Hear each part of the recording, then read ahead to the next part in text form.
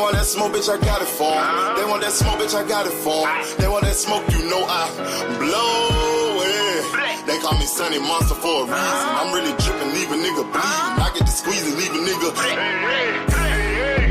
They want that smoke, bitch, I got it for 'em. They want that smoke, bitch, I got it for 'em. They want that smoke, you know I blow it. They call me Sunny Monster for a reason. I'm really dripping, leave a nigga bleeding. I get to squeeze and leave a nigga bleeding. Raw Molly got me all up in demon mode. Mouth moving like I done put clean in my nose. Trying to catch me a op, I can leave with some hoes. He standing straight up, watch I make him lean with this pole. Would've thought he was closed, how that heat made him fold. Thought it was a game, he won't think no more. His brain's gone, nigga. It be exciting when I get to striking. Guns sound like thunder, hit you like lightning. Fight for your life, we don't do no fighting. We really hit it, nigga. We worse than savage, they calling us Vikings. Police be riding, we still be sliding. Told you we hitters, remember the time. They want that smoke, bitch, I got it for 'em. They want that smoke, bitch, I got it for 'em. They want that smoke, you know I blow it. They call me Sunny Monster for a reason. I'm really dripping, leave a nigga bleeding. I get to squeeze and leave a nigga bleeding. They want that smoke, bitch, I got it for 'em. They want that smoke, bitch, I got it for 'em. They want that smoke, you know I blow it. They call me Sunny Monster for a reason. I'm really dripping, leave a nigga bleeding. I get to squeeze and leave a nigga bleeding. How about I leave them holding like the Bible? AR-15, that's a high-power rifle. A in the army and assassinate rivals. Break that shit down, nigga. AK or anybody kill. Hop out, get the drilling and spilling. Stay on point, 6-2, gon' split 'em. FN, that's for any fuck nigga. You a plug, then I'm pulling up, nigga. You my lunch, eat these bullets for dinner. 5.0, eat 'em up, eat 'em up. SK, smoke killer for show. Drum rounds and cripple off Draco. I got 'em all, you don't want no. They want that smoke, bitch, I got it for 'em. They want that smoke, bitch, I got it for 'em. They want that smoke, you know I blow it. They call me Sunny Monster for a reason. I'm really dripping, leave a nigga bleeding. I can squeeze and leave a nigga bleeding. They want that smoke, bitch, I got it for 'em. They want that smoke, bitch, I got it for 'em. They want that smoke, you know I blow it. They call me Sunny Monster for a reason. I'm really dripping, leave a nigga bleeding. I can squeeze and leave a nigga bleeding. Y'all know what the fuck going on around here, nigga. Y'all nigga keep talking about you want smoke. You can't catch me on social media, my nigga. I'm in the street with it, you dig what I'm saying? Nigga know they gotta kill me or die, nigga. Fuck you mean?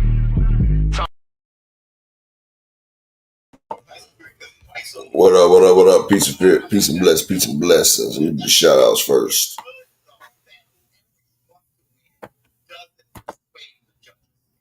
All things big AMCFSG in the building. Terrell Davis, what it do, homie?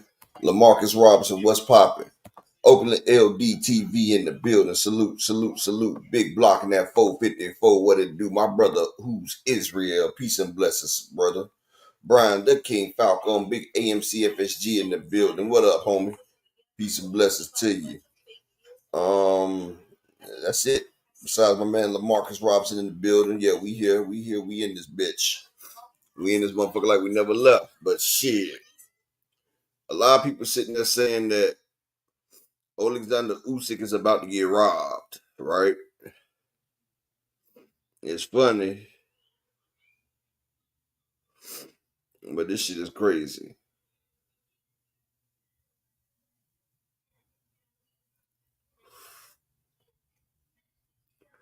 Like, this shit's crazy as hell, dude. They thinking Alexander Usyk is about to get robbed. They say Turkey has an unfair biasness toward Tyson Fury. And I just want y'all to hear this little thing about this little clip of Clarissa Shields real quick. See if y'all can hear it.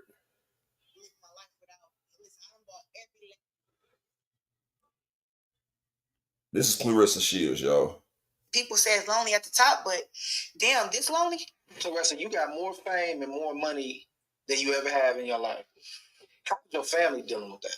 You know, sadly, I have, and it's not just from family and close, but it's close friends who I grew up with. Some people I never thought I'd be living my life without. Listen, I done bought every last one of my siblings a car. Really? Bought my mama a house. My mama 2 cars. My daddy a car. Help him with his bills. Help mama with her bills. help my sister take care of her 3 kids. Her 3 kids live with me. I go there, sit with the teachers, go to teacher conferences. I do all this stuff, and it seemed like the more you do, the more that they don't like you. I overlooked how much my sister, started disliking me. You know what I'm saying? I didn't know. I never done nothing to her. I don't want to get emotional, you know what I'm saying? But me and my sister got the same mama and same daddy, and we grew up together. And, she just, you work so hard to make all this money and to have a good life for yourself, and then the people who you want to share it with, they just change on you, and it's hurtful because people say it's lonely at the top, but damn, this lonely, you know what I'm saying? People shouldn't feel like because I work my butt off that they deserve my money and they deserve my time and they deserve to tell me who I can and can't hang around, and they can be so entitled. Family shouldn't be like that. Now all of a sudden I'm the bad person, but I wasn't a bad person when I was doing backwards for you. I didn't have no boundaries. You can talk to me how you want to talk to me. You can trigger me. You can make me cry. You can mess up fights. You can do all this stuff. Soon as I tell you no to something, I can buy you a car, put you in a house, pay all your bills. It ain't enough. People don't want what you give them. They want what you have. Say that again. People don't want what you give them. They want what you have. Mm-hmm. And that there you can't have. You can't have what I done worked hard for. And that's some real shit right there. And I really feel for her because I didn't salute my man Dodge J in the building. But that shit right there, hey Brian, like I felt sorry for Clarissa after that right there. Cause like I know what it's like to try to look out for everybody, and then when you can't look out for people, then it's a whole different story and shit, dog. Like that's case in point for everybody, bro. Like when you can do for people, you the hero, everybody love you and everything. But the first time you say no, then you see what people really like. And that Lee Jackson salute. And that's when you can tell, like I say, money the root of all evil, bro. It really is. Like it goes back to what Lil Wayne did to his baby mama. Y'all remember in 2006, he told his baby mama he wanted to get married. And he gave her the documents and everything that said they was married in secret. So she signed that shit, right? And 2 months later, she tried to divorce Lil Wayne and take half of his shit, his baby mama. And then she found out that that shit was all fake. And she played herself. And that's what I'm saying. Like when you doing good and you handle shit, it's hard to know who really there for you, dog. Like that was my problem. My wife, I didn't know she was really there for me until when I was down. And when I was down, I kept expecting her to leave. But she stuck it out, bro. Like sometimes you get a real one like that. Salute for skills from New Orleans. You said Usyk getting stopped in the seventh round. Skills. Yeah, I think Usyk could get stopped probably about the 7th or 8th. I think Tyson Fury gonna put that pie on his ass. Tyson Fury look iced up right now. You feel me? But yeah, that right there made me understand Clarissa Shields a little bit better. Like all this shit she doing, that's a facade. Like, she's trying to fight back that pain. Fighting back that pain. People don't know how I feel, boy. I heard your skills. You said Fury wins. He stops Usyk. Okay, I feel your skills. I'm gonna put you down for that. Fury stopping Usyk. You're a smart guy. I knew skills from New Orleans knew something. I knew you knew something, fam. You knew Tyson Fury was gonna put that man down. Mr. Pride, salute. James Dunnigan, salute, salute, salute. Hell yeah. Yeah, that man know what's up. Hell yeah. But, all in all, that shit be wild as hell, bro. It just be so wild, bro, because you think you're doing the best for people, and people don't have your best interests. But that's life.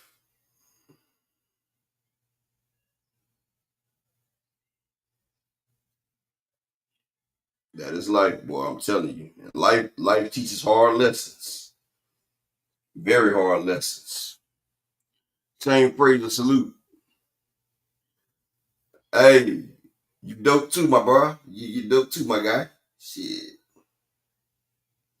But yeah. But we got the fight card. You know Key gonna bring that when she get up in here, the fight card. But the fight really ain't shit. Only fight I'm trying to see is Usyk and Fury. Really, they done took away the damn Chuck versus damn Madrimov. I really wanted to see that damn fight right there. They tricked us. They had us thinking that shit was gonna be on the card. But you know, it is what it is, bro. It is what it is. But I'm about to we're gonna make people stand on business now, right? It's mighty funny how a lot of motherfuckers is talking about Shakur Stevenson is a good fight for Lomachenko and Keyshawn Davis is a good fight. Now who the fuck wanna see that? And everybody sitting there saying, oh, that's a good fight for Keyshawn Loma. Loma's a good fight. No, if Loma fights anybody, he should be fighting Tank Davis or Shakur Stevenson. I don't want to hear Keyshawn versus no fucking Lomachenko. Nah, I'm not trying to hear that bullshit. Because when Keyshawn knocked out Gustavo, he didn't say knock knock Lomachenko. He didn't say knock knock Lomachenko. That's not what Keyshawn said. He didn't say, you been tricking fans. I want to fight you, bro. I want to fight you.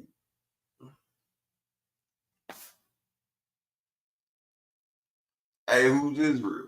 I learned that lesson with my first one, bro. My first one, I've talked about it on my other channel. On my Life is a Movie. Me and that motherfucker was dating all through school. As soon as I get locked up, now a nigga was taking care of her and everything. She had a car, paid for her college. I get locked up. She forgot about me. She didn't try to hit me back until I had a month left. That's when she started writing every damn day and shit. And when I came home, she thought she was gonna be the first person I smashed. I said, nah. Like, girl, we've been together for over 12 years and you did me like that? But then it's crazy because when I get home, she tell me that she slept with 6 niggas while I was gone the whole 8.5 years, right? But now it's done been 17 years later. I done had 3 kids. I got my wife, 3 kids, and all this shit right here. And now she done came back, trying to come back around and hit me up talking about she was just young at the time, that I should have known her better, that she didn't really sleep with no 6 guys. It was only 2 guys, and both of them she dated while I was gone. And I said, that's even worse. Like, you gave another nigga your time and attention. Before I left, I told you we should just go ahead and break up, and then we'd meet each other when I come back home. You the one that said you wanted to stay. You the one that said you wanted to fight. You the one that said you wanted to hold it down and show all this shit. I didn't ask for that. I told you to go. You the one that said no. And why am I trying to push you away and all that shit? You made my time harder. Because I was ready to cut you out my damn life and go ahead and do my shit as a damn single lonely motherfucker. But you gave me hope. And that was even worse, giving a nigga hope, then taking it away from me. Like, that was the coldest shit she could have ever did. I'm sitting in the hole from icing up a damn police officer. I'm in a hole for icing up a nigga from DC. Both times I'm in the hole over a year. Ain't getting no letters except from my grandma. Grandma write me every damn day. But yeah, that shit crazy, dog. Like, motherfuckers just don't understand. And you don't never know who got your back or who really there for you until you hit your lowest point. When you hit your lowest point, that's the best thing ever, bro. It might not be good for your mentality, but it's the best thing to find out who the fuck's with you. But I want to see my man, the most exciting nigga in boxing right here. Here go the most exciting nigga in boxing right here, y'all. Here you go. Woo! This most exciting. Getting his ass whooped today. Oh! He's getting his ass whipped. Yo, fuck those hands. You see that? Fuck those hands. Fuck that. Motherfucker gonna melon Blair. Fuck that nigga and fuck his hands. That motherfucker gonna melon Blair. Yo. And I'm fucking faster than him. He can't even fucking see his dick when he jack off. He's so fucking stupid. Yo. The most exciting man in boxing. The most exciting man in boxing. Versus the ugliest man in boxing. Don't run. Don't you run now. Don't you run now. He got the face only a mother can love. Wait. I'm whooping his ass when I come back. What up, baby? I can right now. Right now. When I come back, I got it. You know what I mean? There you go. No, I'm saying boom. So then when you extend it, boom. This is protecting you. This is right here. You know what I mean? Because look, if I throw a hook, no, I'm saying, if I'm here, boom, and you throw a hook, I'm just gonna turn. I'm just gonna turn my shoulder. Wait, in a sport for a Another thing, and he threw that hook. That motherfucker could have damn came straight with a damn straight too. Like y'all know when he was turning, when he showed him that hook and he turned with it, he could have used that same hand and went straight forward with it. Yeah, I'm gonna tell y'all what. People can say what the fuck they want to say about Bud, but inside the ring and in that gym, Bud is a fucking monster, bro. He'd be a hell of a coach though, bro. That nigga would be a hell of a coach. The nigga know his shit. long time. I mean, if you get paid for it, obviously it's like your job, but how important is it for you to still find the joy and the fun in boxing? Oh man, just being competitive and just wanting what you want. You know, always been a competitive. Which one, Brian King? Oh, they said Blair was giving Bud some good work in that gym too. They say Blair's a motherfucking damn a sparring champion now. Person in any and everything that I ever done, and just continue to stay on top and keep trying to conquer the world. Have you ever thought about being at ringside after you retire, commentating and giving a blow-by-blow, because you are the best at it? So have you ever thought about doing that? No, I never really thought about being and commentating or anything like that. I'm more so like a gym guy, gym rat. You know, helping the fighters in the gym, helping the fighters, get through the things that they need to get through to be able to sit at the table and talk about boxing. Salute to my guy Beezy in the building. And yeah, Devin did turn down the TO fight, but here you go. It's so easy to become a podcaster with Riverside. You just need a concept and a way to record it. First, go to Riverside. This nigga be capping a lot. I'm a big believer of just because you're not a fan of somebody don't mean you can't be a fan of what they said. I'm not a big fan of Carissa T-Rex Shields, but I'm a fan of what she be saying sometimes. For example, all through last week, everybody was cooking Carissa T-Rex Shields for running around with the married man. Remy Ma husband Pat Poose, Carissa T-Rex Shields is his girlfriend. Southpaw TV, it's not. Remy is a rapper, Carissa is a boxer. Remy Ma was leaking screenshots because she cannot fight Carissa T-Rex Shields. Today I seen this on Twitter from mymixtapes.com. Pro boxer Carissa T-Rex Shields said she will step into that boxing ring with Remy Ma for just $1. Not because of Pat Poose, but because she leaked her number on the internet. I will embarrass you, little nigga. Carissa T-Rex Shields said, Remy Ma leaked my phone number, so at this point, you could give me $1. I'll put my hands on her. That know me. It turns out that Remy Ma actually cheated on her husband Pat Poose first. Her husband Pat Poose turned around and got with Carissa T-Rex Shields. Oh, hell no. This whole thing sounds like an episode of Jerry Springer. Everybody bogus in my opinion. But Carissa T-Rex... I ain't even gonna front Supreme.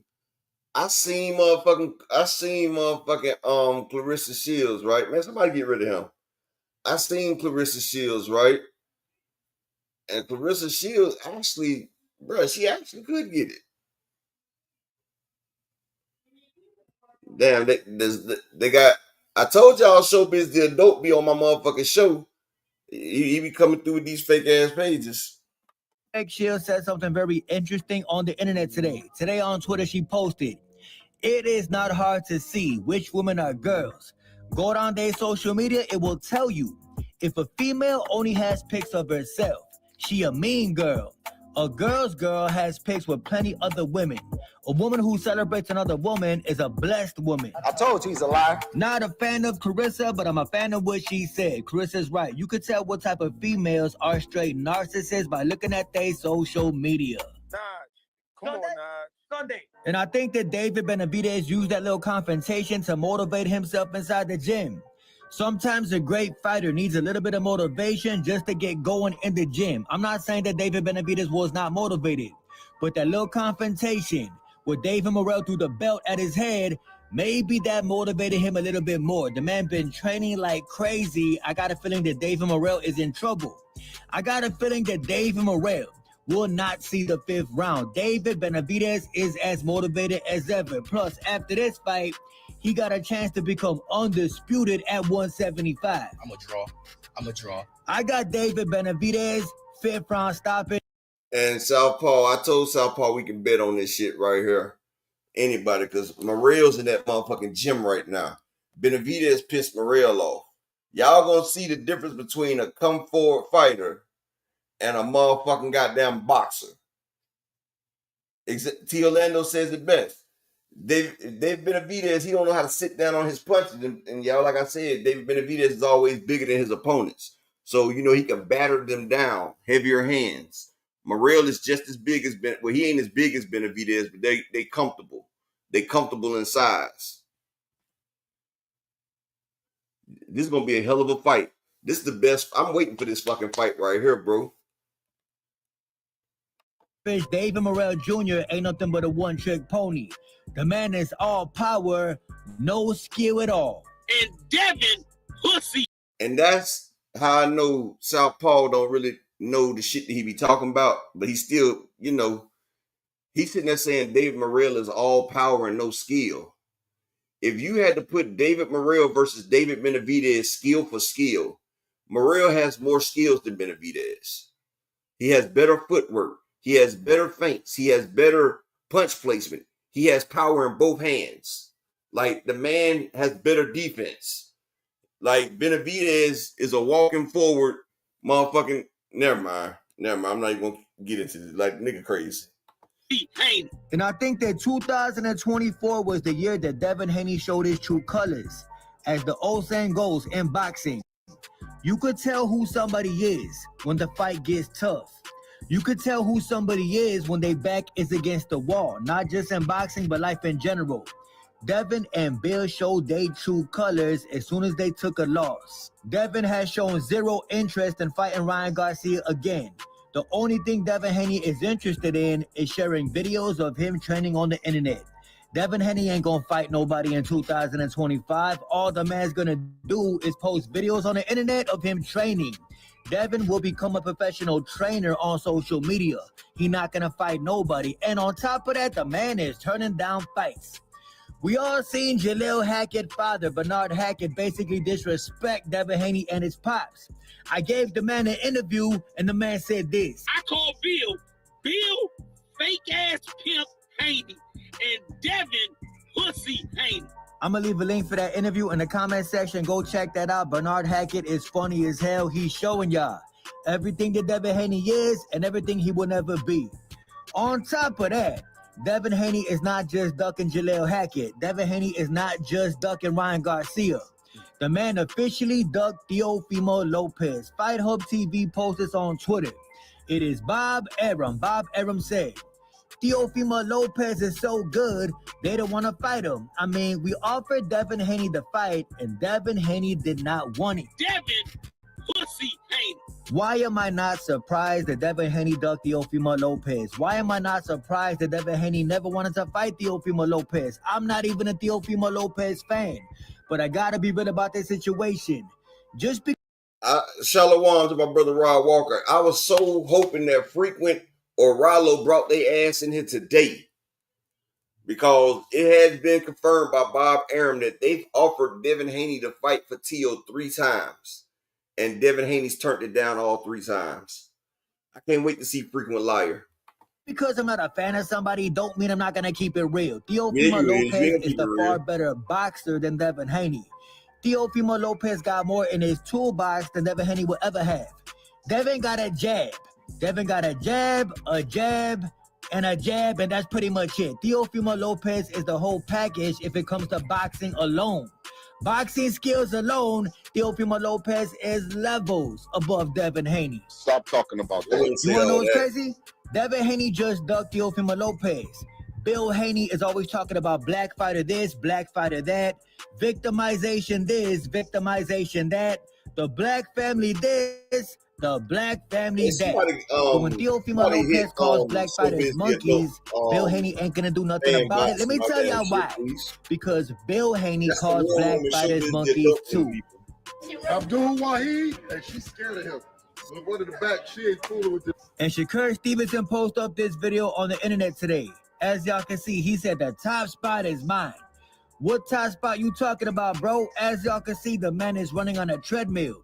Maybe the top spot for the next marathon. Maybe that's the top spot he's talking about, because you know damn well it is not in a boxing ring. The only top spot you get in is the top spot of the New York Marathon. That is it. That is all. What's your goof on? And Shakur Stevenson tripled down on his stance to never fight Keyshawn Davis in his lifetime. Y'all know what Errol Spence said. There are no friends in boxing. There are no friends in sparring. Mike Tyson once said, if You somebody my friend, truly is your right. friend in boxing, they are going to fight you to help you get a big old bag. Shakur Stevenson and Keyshawn Davis don't see it that way. They soft. What? Floyd Mayweather and Zab Judah was best buddies back in the day. Them dudes ended up fighting. Zab Judah made the fight dirty. He punched Floyd in the balls and in the back of the head. They was best buddies. They still best buddies to this day. When it's time to fight, it's time to fight. They wasn't no best buddies. Bob though. Arum said in the interview that Shakur Stevenson and Keyshawn Davis are options for Lomachenko to unify. What Bob Arum was really trying to say is that Shakur Stevenson should fight Keyshawn Davis. Shakur talking about, I see what you did there, Bob. That was a nice one, LOL, like a female. Talking about they want us to take the bait so bad. Shakur Stevenson is setting a bad example for future generations of boxing. There are no friends in boxing. Y'all know damn well, those of y'all who boxed, you don't box somebody out your own gym before, that's right. Guys from the same gym actually fight each other in the amateurs. I'm not trying to hear that. Keyshawn Davis and Shakur Stevenson should be ashamed of themselves. You bitch. I think the only reason these two guys are not fighting each other was because of Shakur Stevenson. It was all Shakur Stevenson's idea. I bet y'all if y'all ask Keyshawn Davis right now, would you knock out Shakur Stevenson for $10 million? He'll say, bet, what do I sign? I think it's Shakur Stevenson's fault that this fight will never happen. Because Shakur Stevenson feels. But yeah, that's another thing he got wrong. Zab Judah and Floyd Mayweather, them motherfuckers were not buddies. Like, them niggas, they hold camps. Roger Mayweather, everybody, they was all out there scrapping. Like that motherfucker don't know. Shout out to man Antonio King, my brother Supreme Cam in the building, big AMC FSG in the building. But I wanted to get to that point right there. It's funny how everybody and Big Supreme, I want you to stand on this too, brother, because you said you wanted this shit. Richard Paris, my brother, salute King, long time, go on, brethren. I don't want motherfuckers to sit here and say Keyshawn Davis versus Lomachenko is a good fight for Loma to come back for. Keyshawn Davis didn't say knock Lomachenko. He did not say knock Lomachenko. He said tank. He didn't make a whole video talking about, I want to fight you. You've been tricking the game for too long. He didn't say that about Lomachenko. He said that about Tank. Now they trying to backtrack talking about Keyshawn Davis should fight Lomachenko after he fights Dennis Baranchek. Motherfuckers ain't trying to hear that shit. And then I see a lot of fans out here talking about three heads, salute King. A lot of fans out here talking about, yeah, that'd be a great fight for Lomachenko and Keyshawn. Keyshawn can show his skills versus Loma. Nah, he can show his motherfucking skills versus motherfucking Tank. And Lomachenko, I don't want to see you motherfucking fighting nobody but Tank or Shakur. Shakur deserves the damn Lomachenko fight more than Tank. So if you're not going to fight motherfucking Tank, then you better fight Shakur. Keyshawn Davis, fuck no. He's not even in your fucking generation, Loma. We not even trying to hear that shit. But exactly, Big Supreme. I didn't hear him say shit about Lomachenko when he was talking about knock knock, knock knock. And you've been taking the game for too long. I want to fight you. I want to fight you. But Lomachenko, he wants to come back. But they all are stupid as fuck, though. They all are stupid as fuck.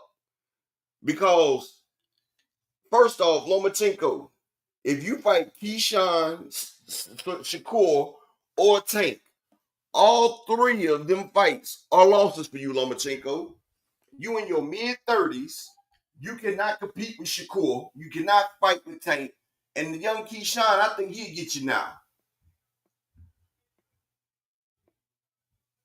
Like, exactly. He wanted that man's spot for real, Tank. He reminded me of motherfucking on Belly. I'm about to drop a dime on this nigga. Like, that nigga was like Kane, man. But the fucked up shit about it is now you got Keyshawn fans out here talking about Lomachenko will be a great fight. What happened to all this Tank hype?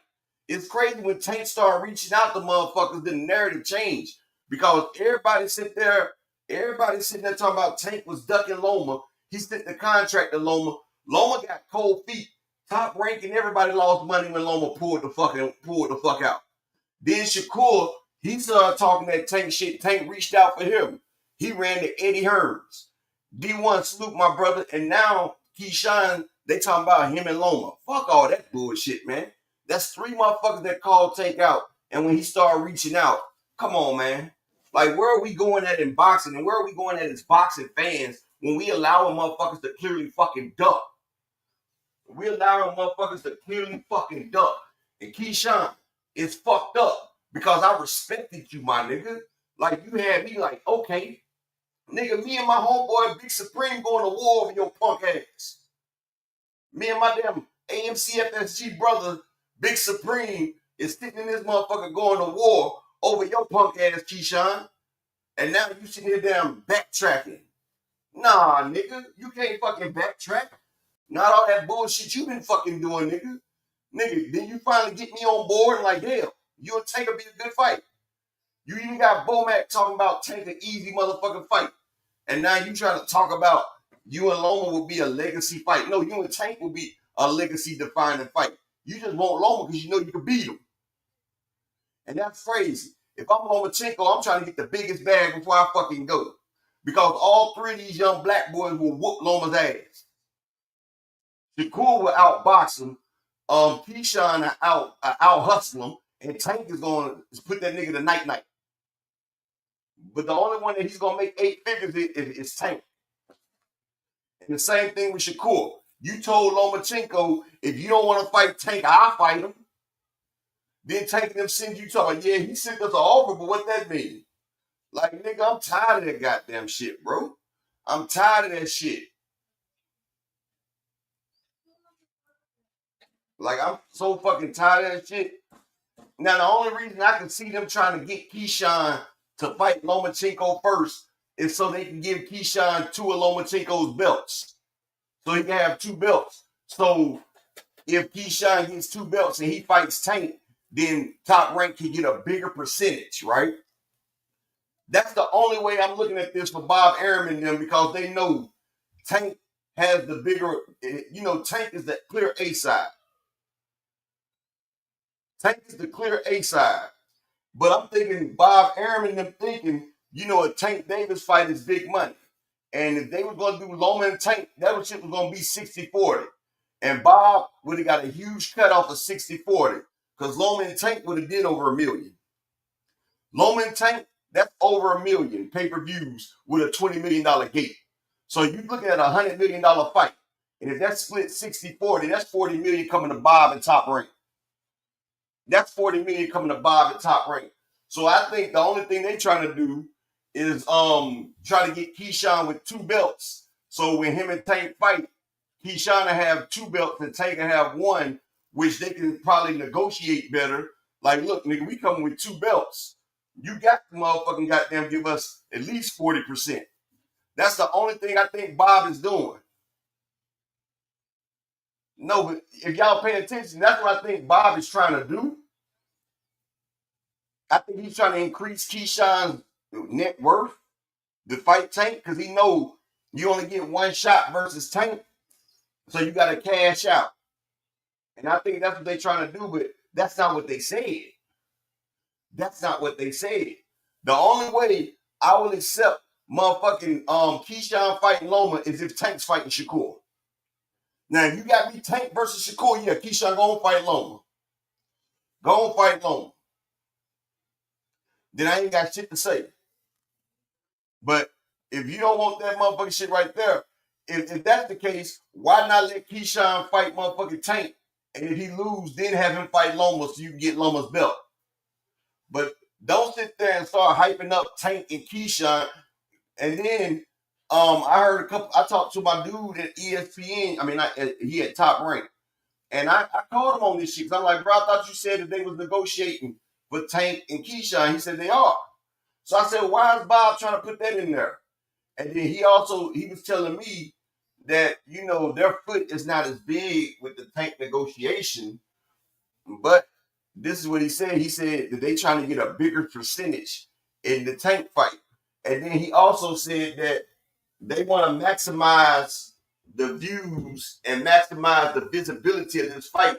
So they said if Keyshawn beats Baranchik and if he beats Lomachenko, then this could be billed as Tank's toughest fight and the crowd will be calling for it. I said, bitch, we calling for that shit now. We calling for that shit now. I'm tired of people trying to put fights on the back burner and we have to sit here and wait. And then if we don't get the fucking fight, I'm going to be pissed. Because, one of the fights that I'm mad that we never got was Juan versus Yuriokas Gamboa. That was a fight I dreamed of. And they sat there and wanted to give Juan a tune-up fight against Orlando Salido, the same person that gave Lomachenko his first loss. The same person that beat Lomachenko. And Salido beat the shit out of Juan. They tried to run it back. He beat the shit out of him again. And then Yuriokas Gamboa obliterated Salido. Now, I'm already looking like I'm not going to get Tank versus Loma. I didn't get AJ and Wilder when that shit's supposed to have happened. Like, bro, I can't keep missing out on I couldn't get Roy Jones versus the white boy from England until Roy Jones was used up. Like, this shit crazy, man. Like, this shit crazy. And then everybody is putting the blame on Tank like he's the reason when these guys are clearly ducking this man and they're ducking him in broad daylight. And they say, well, Tank's the A side. He's the money man. He should do this. He should do that. The man is sending out the damn threats. He's sending out the shit. What more do you want the nigga to fucking do? Like, the fuck do you want the man to do? And salute to everybody in the motherfucking building. My partner just came in here. And let me just give you a second. Happy Shalom and happy Shabbat to everybody. Look, you know I need 5 people to support every day. Please hit the Cash App or the PayPal. Support the grind. It's Friday. Y'all know how we do it. It's 45 degrees. It's Friday at 2:30. Ain't nobody here with me. I got my pal Key. She about to talk her shit. Everybody listen. Go ahead, Key. Oh my goodness. Hey, you guys. Hey, you guys. Happy Friday. We made it. We made it. We made Happy it. Shabbat. Happy Shabbat. That's what we call it, Shabbat. Okay. Happy Shabbat. Yes, Word to everybody. Salute to everyone. Thank you guys for joining us. Y'all could have been anywhere in the world, but y'all are here with us today. I found my dog leashes. Remember, I lost them. Found them. No, they were not in the basement. I did all that work for nothing. It was underneath my computer bag, my laptop bag at the kitchen table. You know how pissed off I was. You know how much I would put in. You know how bad I've been looking for them dog leashes. Oh my God. Oh my God. Wow. It's been a rough week for me, y'all. It's been a rough week, but welcome, you guys. We got some really good topics today. Upper, I know, got started. Salute to Upper, his beautiful wife and family. Shout out to the anger management crew, man. Rob Walker, Tay, Terrell Davis, Big Block, D1, my boy. Marcus. Oh, congratulations, D1. I'm so very proud of you and your growth of your channel. Make sure y'all like, subscribe to our boy channel, man. Yes, you better subscribe to the Angry White Man. I Exactly. can't never catch him live, but I always catch him on the run back. Can't never catch him live, Yep. but I catch him run backs. Supreme Kim, Salute King, all things my right hand. Desmond, hey, how you doing, King? Everybody that's here. I'm not sure if Big Supreme and J.A. Marcus is here though. Brian, the king of the chat. I just want to get them out the way because I know they're gonna be coming later. Everybody, salute y'all. It's always good to see y'all, man. The general in the building. Leisha's, oh, whatever. Bye, general. I'm sick of boxing. I'm not. I love it. I love what's going on, y'all. We've been, yeah. In the building. Salute. We talking about a situation. Zach B, salute. We talking about how they trying to run it back and make Keyshawn fight Lomachenko. Like, no, ain't nobody trying to hear that bullshit. Yeah, T Orlando, we gonna get there because it's a lot. Bill is in some hot water. Zach B, salute King. Yeah, Bill is, I don't know. He got on live with KO yesterday. Somebody had informed me, so I went back and watched it. Shout out to KO. Make sure I subscribe to his channel. And Bill was there. And he did get up there. One thing I can't say, Bill gonna hop up. You feel me? Bill gonna pull up. I'm gonna Bill ain't scary. But one thing, boy, he needs some PR people to slow his ass down because he be doing the dumbest shit ever. Mm-hmm. Hey, Opulent. Oh my God. Anyway, that's crazy because on Everything Boxing, we smoked Bill about a year and a half ago. Then he got smoked on for 9. Then I had to get a piece of him on for 9. Like, Bill stay getting smoked. And he's still gonna pull back up. That's what I like about it. I said he's still gonna pull up. And he got smoked by Dante's Boxing Nation, but I can't even look at Dante Boxing Nation like smoking like nigga. You was just riding that nigga like a damn $2 hooker. Now you want to damn ain't no, oh my God, that nigga know what the fuck he been doing. He know he been riding jocks. Dante's riding nation. We know what the fuck going on. He Dante said Bill unlied every lie for the last 3 years. You are funny. Oh, hold on. I'm dedicating my portion of the show. I should have done this a few days ago, so my apologies. To Craig Sager.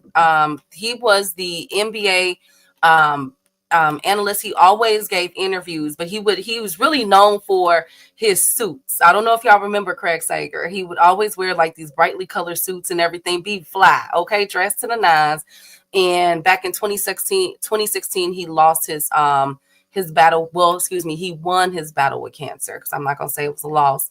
And the NBA suffered a huge loss. He was on TBS, TNT, and he did that from 1981 until 2016. Upper, I mean, rest in peace to him. And continue to rest in peace, King. Huge fan of his. His wild suits. I thought his suits were nice, y'all. I thought his suits were nice. But anyways, let's get to the show. So Bill got on KO's channel Upper yesterday, and I went and watched it today briefly. And Bill made some alarming things. So yesterday we talked about, ironically, we had talked about T.O. and the whole Devin situation, and how it appears that Devin did duck T.O., right? Oh yeah, I was talking about that. I'm glad you're here. Go ahead. Hey, Jerio roast Bomac real quick. That ish was legendary. No, we're not gonna leave Bomac alone. Please don't get started, y'all. We being nice today. Key, would you date a man that dressed like that? No, probably not. But anyways, he did, Marcus. He did. His suits were, that's what his taste was. But so anyways, Upper, KO cooked Devin yesterday for not taking that offer by Bob Arum and Top Rank for the TO fight. Well, Bill was lurking and decided to hop on. Like, this is what it looks like to me. You know what I'm saying? Because Bill started in the comments and then he hopped up there.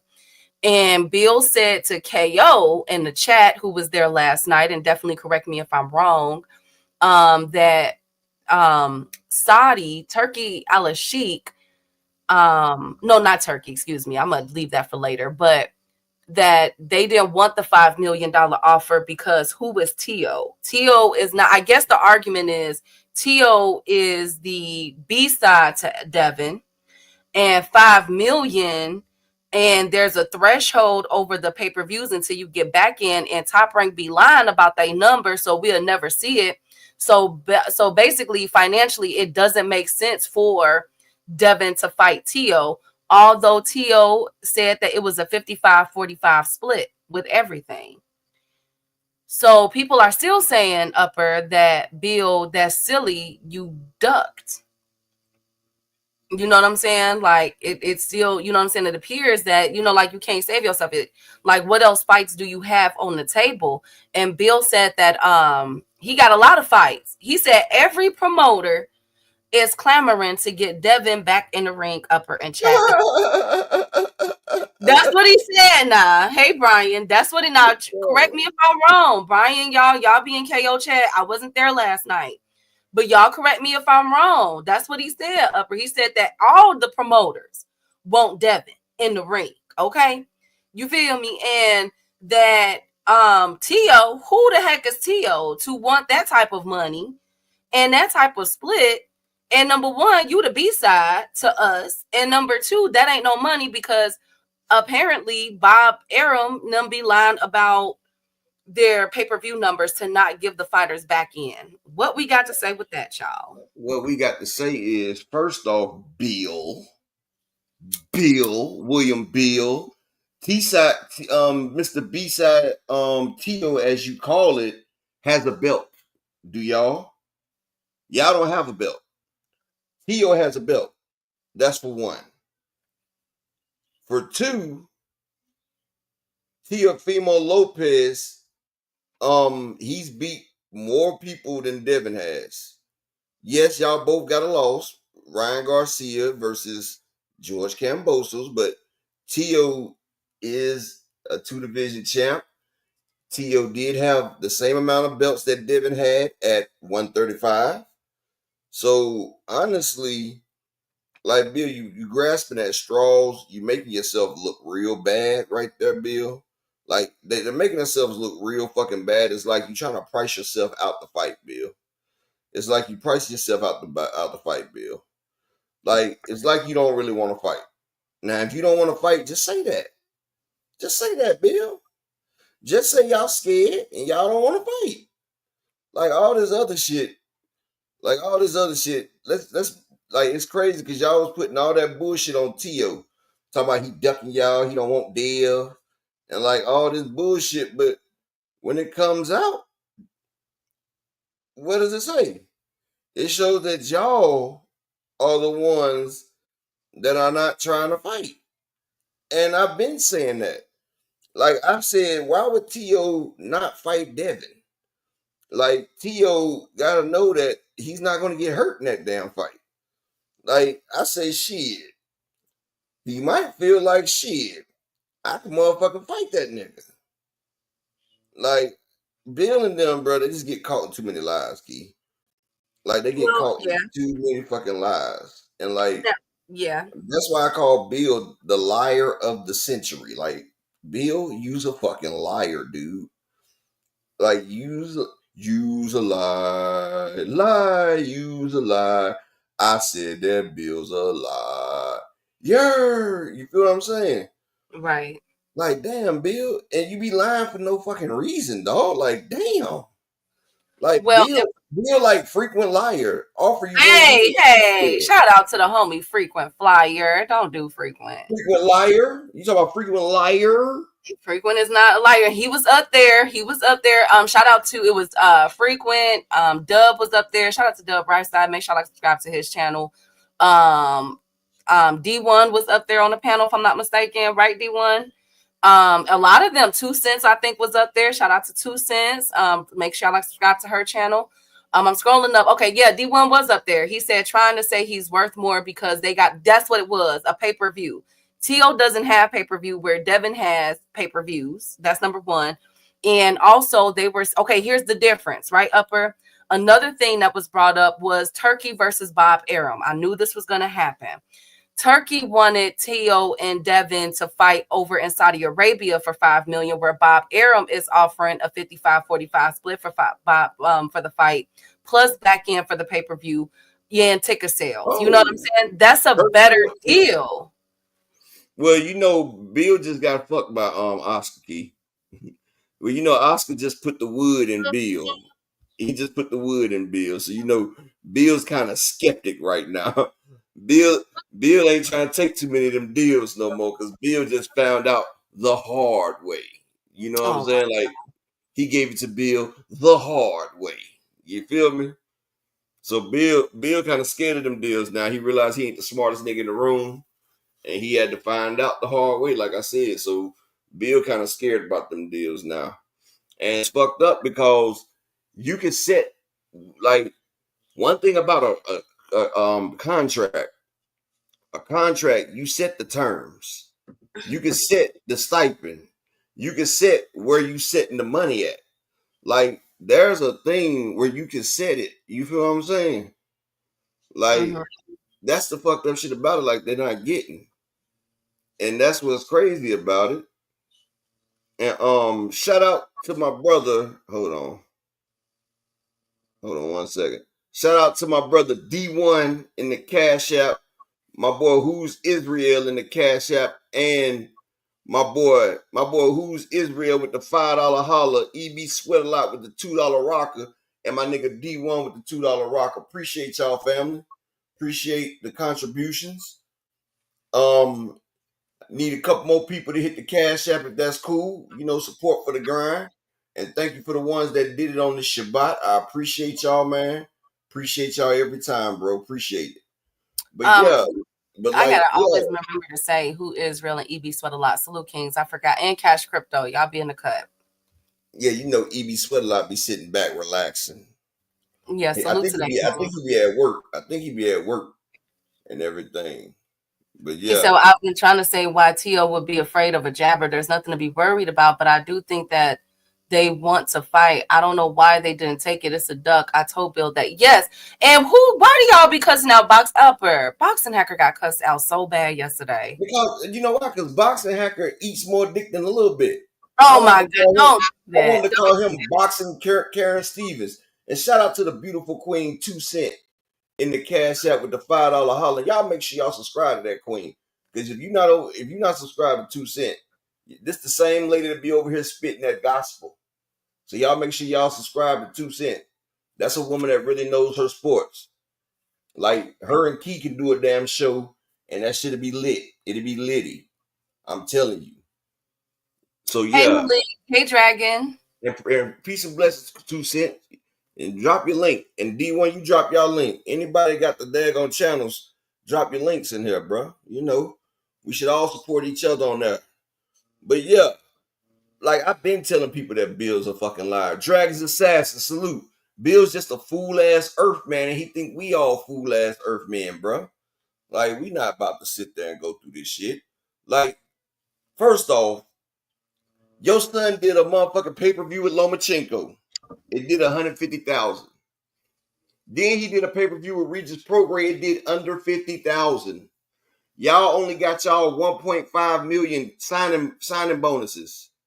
If you would have did over 50,000 at $70, 50,000, that's $3.5 million. Plus the gate was over $1 million. So that'd have been 4.5 million.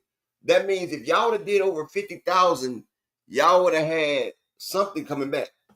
But the fact that y'all didn't is the thing. And his name is that's his name, Boxing Haktuka. He's the Haktuka of boxing. Oh my God! Okay, we're not gonna do that now because he's not here. We're not gonna do nothing, but I am. That's how Boxing Hacker is. Boxing Hacker be trying to hack the system. That motherfucker, he think he's saying some smart shit when he riding more than these damn paper-ola motherfuckers, dog. Fresh Baker salute. And Boxing Hacker, he's just the idiot, Key. That's why people be getting him. No, I think he's not. You can't say he's an idiot. I think he's very educated. Well, he needs to stop saying idiotic shit then. Hey, Fresh Baker. Honestly, because he does be saying He has the dumbest logic. Like, I'd be like, dude, that's not even fucking logic. That's logic. Okay. Nonsense. Now the question was raised yesterday, which nobody really really answered it upper in chat, and it was a really good question by KO. And I think they didn't answer it because it kind of got, you know what I'm saying? Like, it makes you think. The question was that KO had posed, D1 2 cents, y'all should remember this, was, do y'all not believe in Devin Haney's selling power? Because you don't think that Devin Haney versus Tio was not a big fight, and y'all call him the face of boxing. His fans do. So why do y'all not feel? Are y'all afraid, or do y'all not think his selling power is what y'all portray it to be? That was an excellent question, and I felt like people kind of tiptoed. D1 and 2 cents and a couple others were able to say, nah, like, fight Tio. That's a good fight. That's a big fight. I think that the pay-per-view would be over what him and Loma did, which was over 150,000. I think that's a $200,000, $300,000 pay-per-view. What do y'all think? Well, honestly, 150,000 is a successful pay-per-view. And if you remember, he did that with Lomachenko on, and see, this is how I say Bill is caught up in his own bullshit, because if you do remember, you got one of your best paydays when you fought Lomachenko on pay-per-view. Y'all did 150,000 and y'all both got back end money. If you do remember, I think like him and Loma both got like $4 or $5 million. Remember, Keith? No. But Bill said that they didn't. D1 and 2 cents, correct me if I'm wrong, but Bill said last night on KO that they didn't meet the threshold for Top Rank. Remember, 2 cents and D1, that y'all could correct me, but I don't think they got any back end for that upper. That's why he said, I've always said that do business with Bob. I've always said that Top Rank has a 500K threshold. That's why Manny Pacquiao left.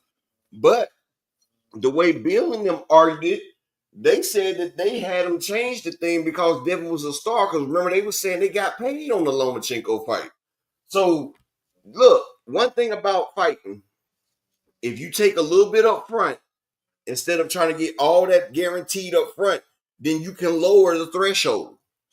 And like Rachel Donell was here, she told you can lower the threshold, but they be trying to damn get all that up front. And Bill and them was capped exactly 2 cents because he told us how much they got paid from Lomachenko a couple years ago. Now he's saying that they didn't damn meet the threshold. So, dude, you need to stop motherfucking damn lying and then forgetting what you're saying, Bill.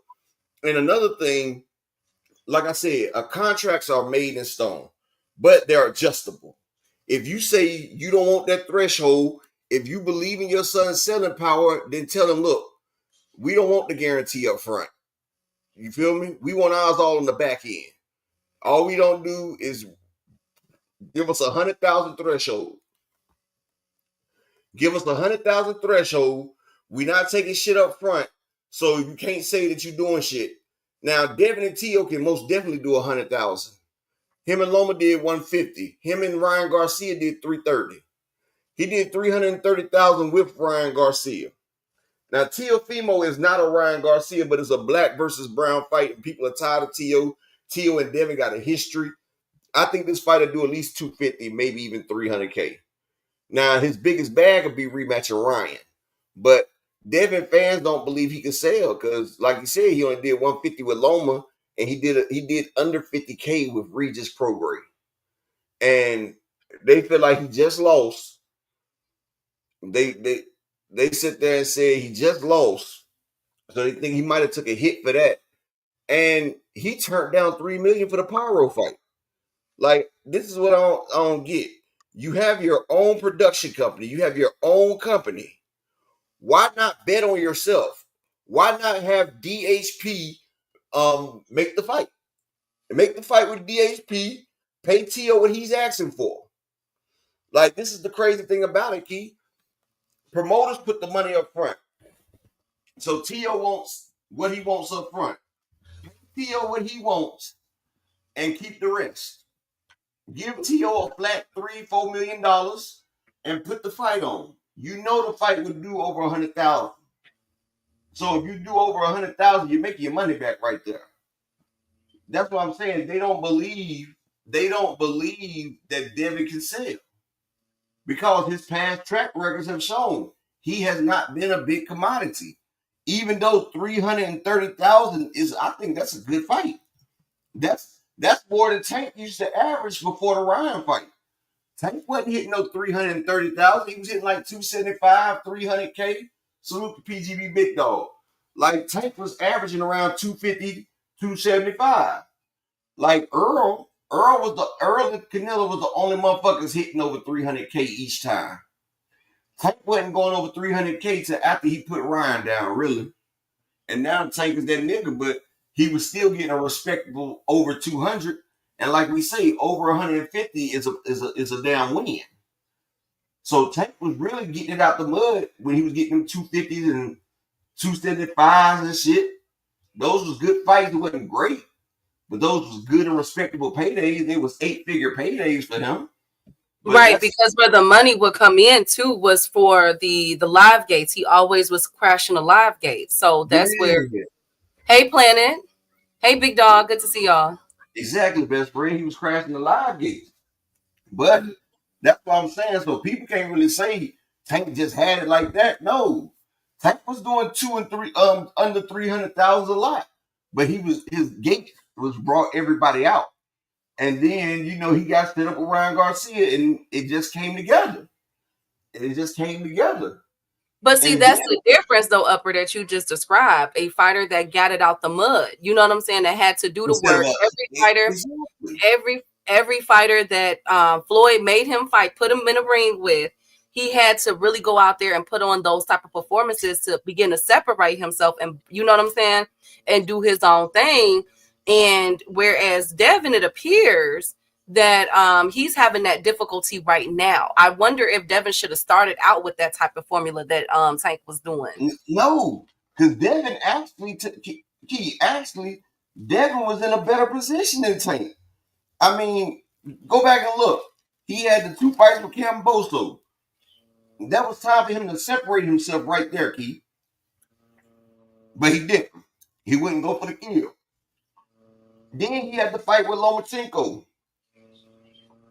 His first pay-per-view was 150,000, Keith.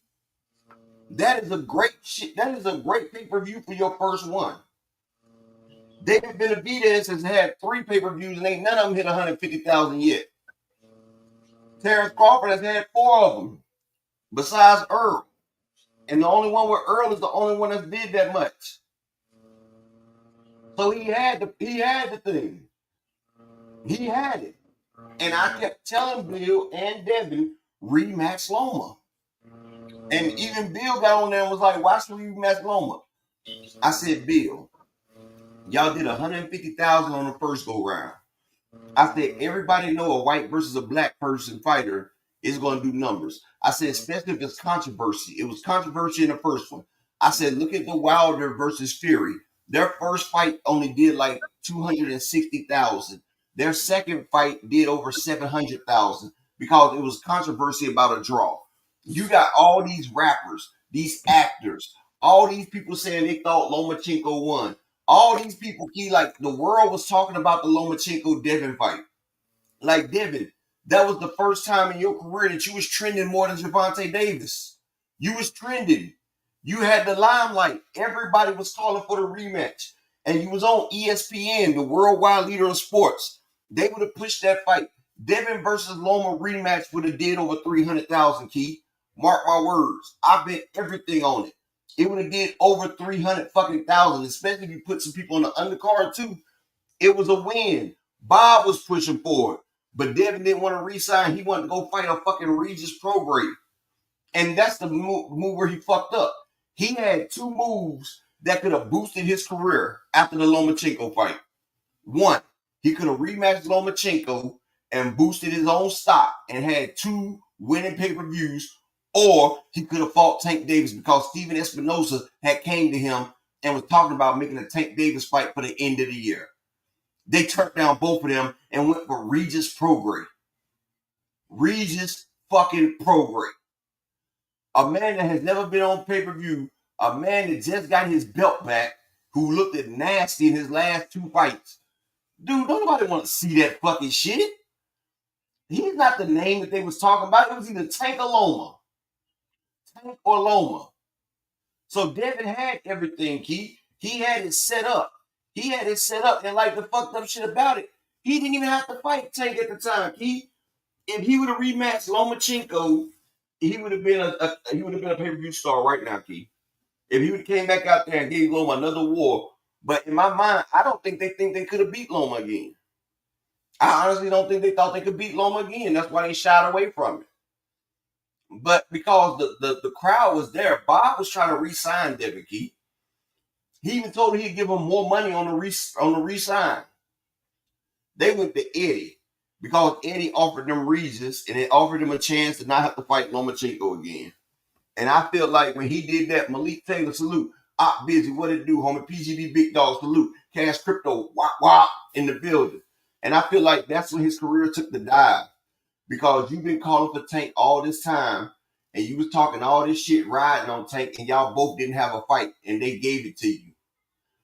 But PGB Big Dog, one thing about it, if Devin couldn't have made 135, Bill sat there and said that they was staying at 135 for the rest of the year. So if he couldn't have made it, why he say he could, PGB Big Dog, and he made 140, that's 5 pounds away. I know 5 pounds is a lot sometimes, but with Devin being the champ, he could have did a catchweight fight, PGB Big Dog. You seen Floyd, you seen Tank. I think if he would have said, look, let me and Loma fight at 137, they would have did it. Or Tank, they would have did it. It was like they didn't give a fuck about it. And like, he fought Loma at 135, Big Dog, but he was over 160 in that ring versus Loma. So what, Snap wasn't helping? And they had already came out and said that they could still make 135 comfortably. They said that. So either stop talking false narratives or what? You feel what I'm saying, Keith? We going off what they said. They said they could make 135 comfortably. Well, hey J Boxing, salute. Well, I mean, again, that's why I said is Bill digging himself in a deeper hole. It seems like the question that I posed to you in 2 cents yesterday and to the chat. Remember, I asked, is Bill unraveling? Remember, I said that, Upper. I wonder if that's what's going on. Like, is he trying to roll the dice and trying to keep his son? And I get it. You know what I'm saying? Keep everything relevant, even though the stories and everything changes and it doesn't make sense. I wonder if that's what we're seeing right now. Like what is really going on in DHP. And I'm smelling it and it doesn't smell right, Upper. I feel like it's something going on, man. And if you got all these fighters lined up, I mean, come on now. No disrespect. Y'all know I like Africa. I don't play about Africa over here. I'm always bet with Africa, right? Yeah. No disrespect, but Tio is a way bigger fight than Africa. And that is total redemption. Picture this, because one of the things that Bill said was, what does he bring to the table? Picture this, Upper. He's one of the 4 kings. That's what he brings to the fucking table. Hold on, but look though. Remember, okay? That BS deal that Top Rank gave to Devin to fight Cambosis in Australia them 2 times. And Devin bit down. Everybody kept saying he's doing what other fighters aren't willing to do. He took less money, which we found out that there's a little discrepancies in that. But still, he did all these things to become undisputed. The things that, Tank and the rest of them aren't willing to do. Look at what he did. And so now with this whole looming question of $5 million in Saudi Arabia or with Top Rank, what do Devin choose? I'm like, wait a minute. What happened to that same Devin 4 years ago, though? The one that's willing to bite down, the one that's willing to take lesser money, come in as the underdog in against Tio, because y'all know I think Tio would be the favorite to win that fight because of Pat, the trajectory of what happened this year. So come in and flush Tio. I've always said I think Devin gets Tio. You know what I'm saying? I think he can outbox Tio because we don't know what Tio we gonna get, and he's been going downhill mentally a lot. And boxing is 80% mental. You know what I'm saying? So why not go revert back to that 4 years ago, Devin Haney, and take that offer. And guess what? T.O. is not like he's bringing in nothing. I mean, how many belts do T.O. have? 2 or 1? T.O. got what? No, T.O. has the WBO. Okay. Like, come on now. Hey, I'm busy. Let me yes, I got a point last night. I swear to God, Bill was just reciting Floyd Mayweather lines, trying to look good, scrambling. I mean, I think that you all did well, from D1 to 2 Cents, KO. All of you guys did very well. And everything, you know what I'm saying, with up there. But I'm glad that you guys called it out. Upper, I need you to mute. I'm glad that you guys salute to the beautiful Queen Ashley's Corner. I'm glad that you guys, it's the other one, Upper, that you have up. I'm glad that you guys called it out. Was calling now, hey Pride, about everything that Bill had been saying over the years and catching him up. I mean, who would have thought that he doesn't want to do business with Top Rank because of the Lomachenko fight? Who would have thought that? You know, I mean, that's what it's appearing. That's what he said. You know what I'm saying? Like, it's something that I know he ignores you.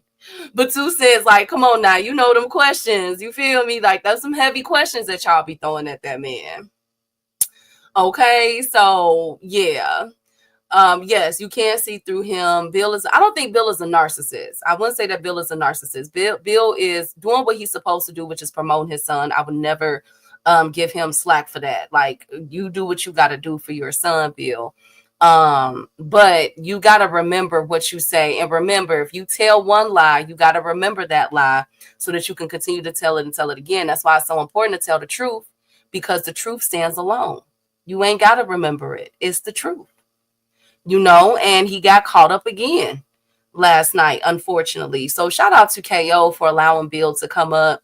Shout out to the panelists.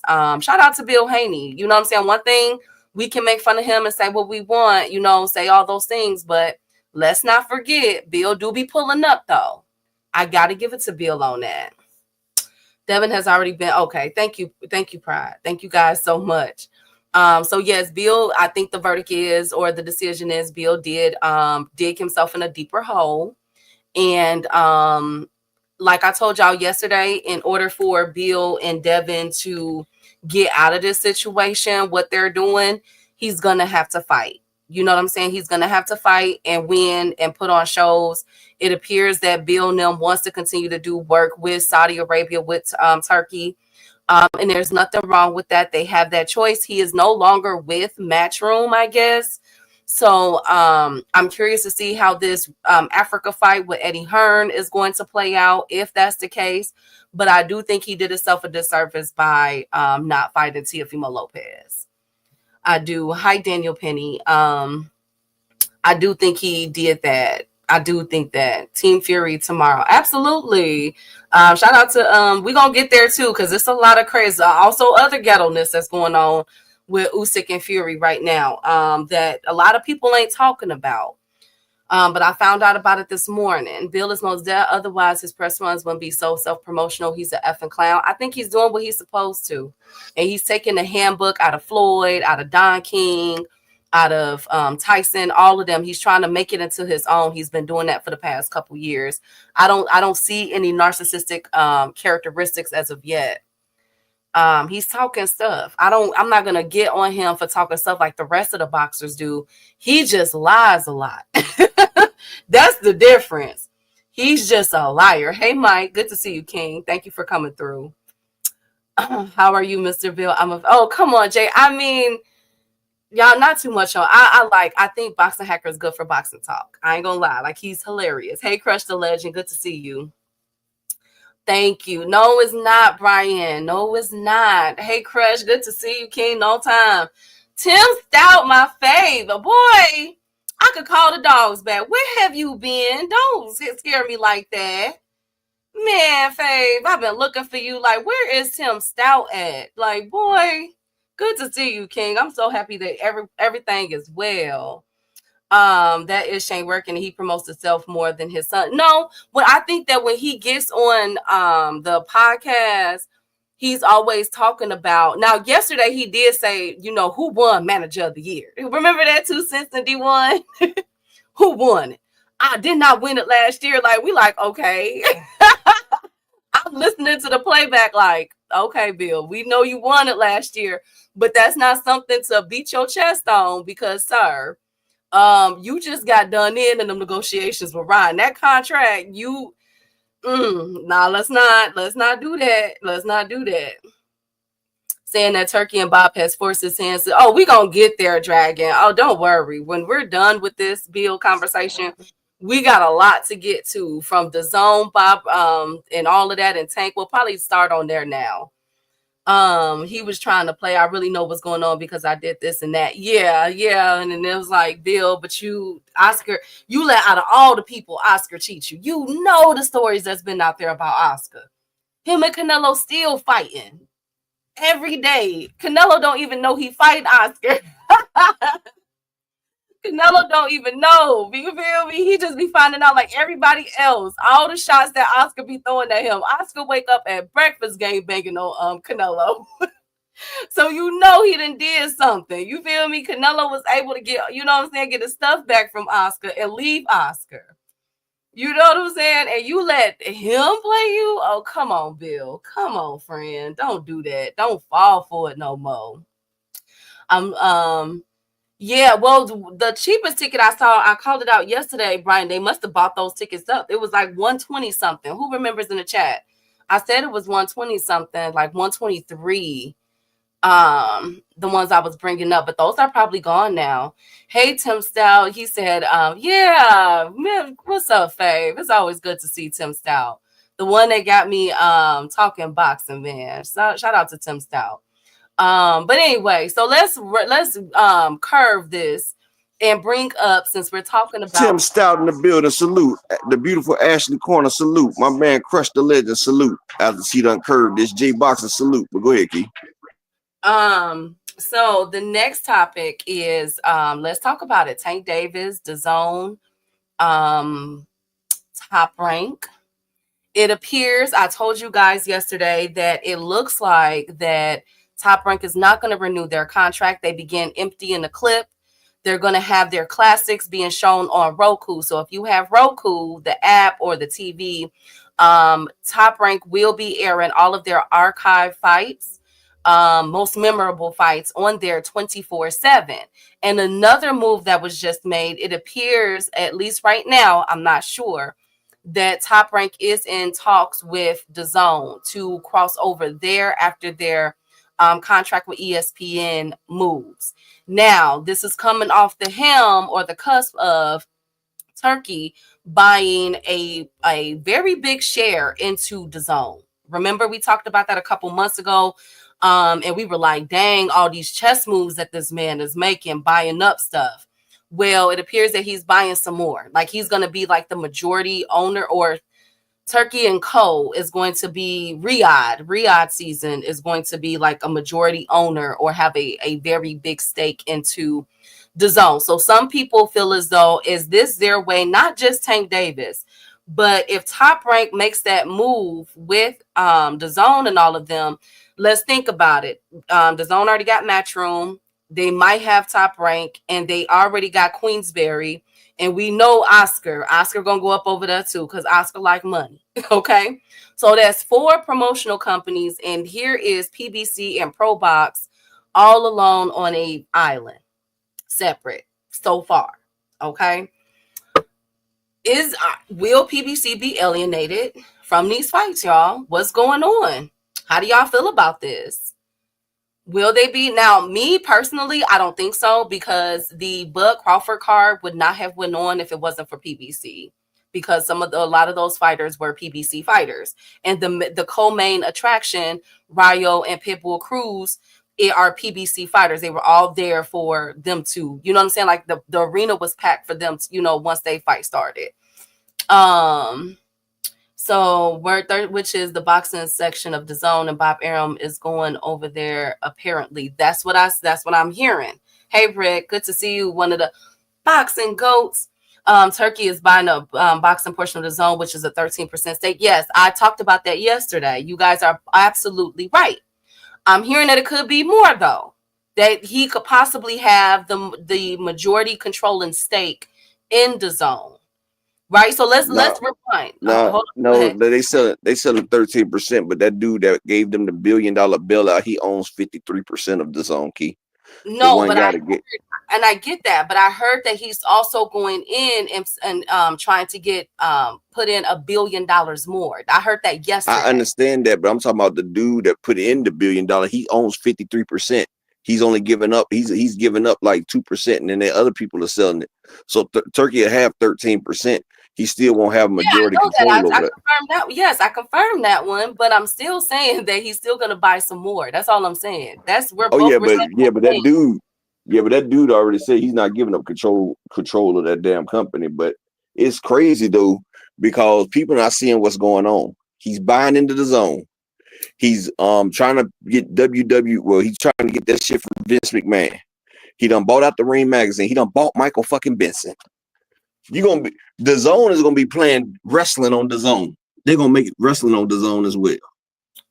we don't know Like that yet.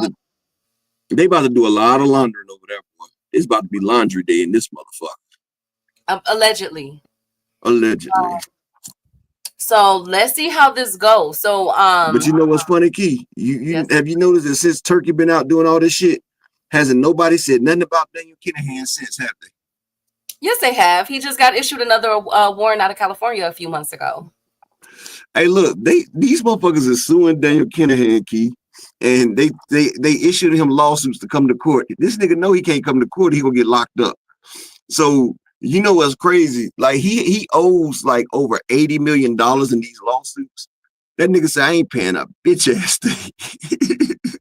They can't make him pay. And that's the funny thing about it. How you gonna sue somebody and try to force somebody to pay and they're not in the country? It ain't like they can garner his money because he got his money offshore and in cash. So that shit like that ain't that shit like frivolous? You just wasting your time. And shout out to the Queen 71 in the building. Yeah, but at least you have the paper trail. Now, Dragon Assassin said, yeah, but apparently the 13% of the boxing section, the 53% is of other apps and other sports. That's what I was trying to get to. Hold on. Well, he correct on that because they got the badminton, the cricket, the polo. He got them other sports. He ain't really too much invested in the boxing. I think he got like 10% in boxing. Right. So that's why I was saying that it's alleged that he is investing. That's why I said he's investing more money to have the controlling stake of boxing. That's what I was getting at. So hey, Dave. Well, he put that $1 billion back. That dude would be like, hell yeah, because he got his Billy back. So yeah, he probably wouldn't care about that right there because the zone really wasn't a boxing network anyway. Really, they just tried that crap and with Golden Boy and Matchroom, they failed horribly. But don't y'all remember when the zone came out with the no more pay-per-views and all that shit? How pay-per-view was dead and all that shit, trying to go against Al Heyman, and just in a couple more years, they acting like Al Heyman and them putting on pay-per-views. Ain't that shit funny, Key? Absolutely. But that dude named Dave Salute. But it appears that with all of these, if Top Rank, and I'm praying that that's not so, I pray that Top Rank does go to Amazon Prime. Yes, sir. But it appears that they are talking to Bob don't like Turkey. So here's my thing. Get that. Hold on. I know, but money talks, Upper. But hold on. Listen to what I'm about to say. That would be 4 promotional companies under the Zone platform, whereas PBC and ProBox will be, really PBC will be on its own separate island. So I wonder what the play would be. Now, I don't think that they will have problems having fights with one another because, like I said before, Riyadh season with the Bud Crawford card would not have happened if they didn't have the PBC fighters there. So let's see. Lawsuits in America prevent Daniel from making more money in America. Yes. I respect, hey, A1. I respect how Turkey is looking to make the fights happen, but I don't trust his motives. It's a lot going on, Dragon. And I can't wait until 2025 because we're going to see all this stuff play out. It's a lot of moving parts. No wonder. Now I see why Tank is saying. Now I see why Tank is saying he tired. I get it. Yeah, because he got people calling him out, and then when it's time to rock and rumble, they start talking about other stuff. I'm thinking about the business aspect. There's probably a lot of stuff that's going on, what man. Up, A1? And Rod, don't say that, Lord Jesus. So I let's mean, he's see like a how vampire. The nigga like a vampire. He done lived 87 years, past 50. he 91. Shout out to Bob Arum. So let's see how this goes with 2025 with all of these people, all these promotional companies linking up. How they're going to, do this. I'm very curious, Upper and Chad. I'm very, very curious to see how this I'm is gonna. curious too. But like I said, salute to Dave, that dude, and A1 Hoops on in the building. But I'm still not letting them off the hook because I remember knock knock, Tank, knock knock. I want to fight you. You've been tricking the game for too long. And now you talk about wanting to fight Loma. Come on, dude. Keep that energy, dog. Like that shit starting to get crazy. Oh, speaking of crazy, shout out to President Biden. President Biden has pardoned Big Meech brother and BMF co-founder Terry Southwest T. Flannery. Shout out to Biden. You know Okay. why he did that, right? Because he got so much flack for pardoning his son. Everybody was like, "Oh, so you gonna let your son off?" So he was like, "Well, hell, I got to do something for the other culture." So that's why they let Terry out. But that's the only reason, because he pardoned his son. If he didn't have to pardon his son, Terry still be, Well, I didn't know that. So, and rest in peace salute to GM. hey GM, rest in peace to shoot, what's God darn it. Hold on. I got it, y'all. I got it. Don't. Y'all know I keep my receipts. Rayful Edmonds, kingpin drug dealer, out of Washington, D.C.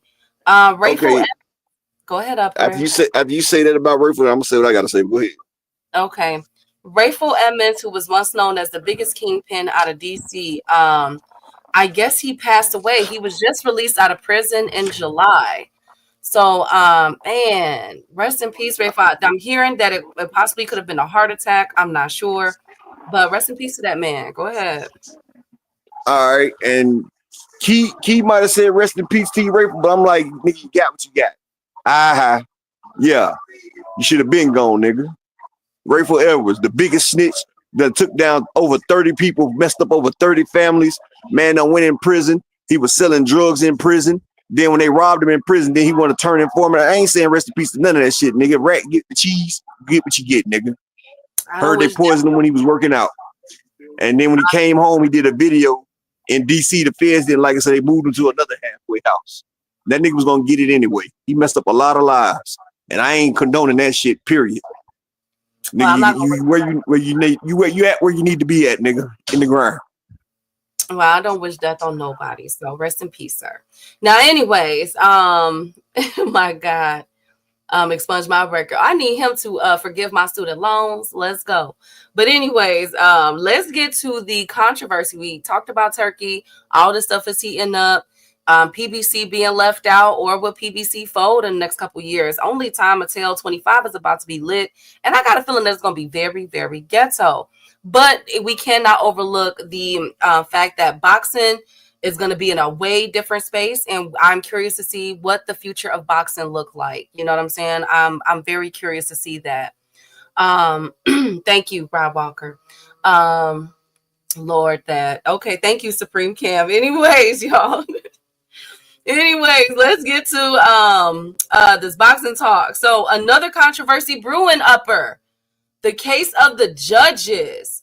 So it is being reported that Usyk's team and Fury team is fighting. Now, surprisingly, in a surprise twist, less than 48 hours or 24 hours before the fight, guess what happens, y'all?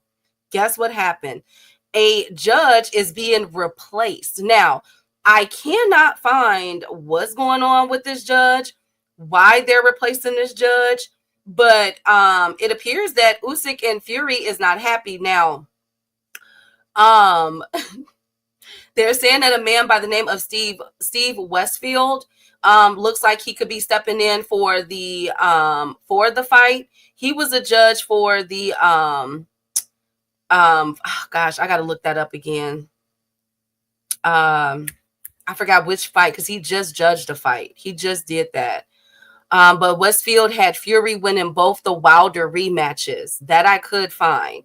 He did. Steve Westfield is not a he's not a stranger to Fury, because he was one of those judges that In the Wilder fight. Yes, Upper. I was getting in the Wilder fight, right? In the rematches. And at the time of the stoppage, and Usyk was a 116 to 112 winner against Joshua in the first contest. So Usyk is furious. He does not like that Steve Westfield is back in the action and could be replacing as judge. And the question is, looming, when has this happened within the past at least 10 years, when a big mega fight like this with so much on the line, so much potential moving forward into 2025, do a judge have to get replaced? And not only is that judge replaced, it is replaced by someone that is favorable to one of the fighters. What say y'all? What say y'all? They say Turkey showing a lot of favoritism toward Tyson Fury, and this right here is showing it. That boy Turkey, boy, he just tries to control the narrative.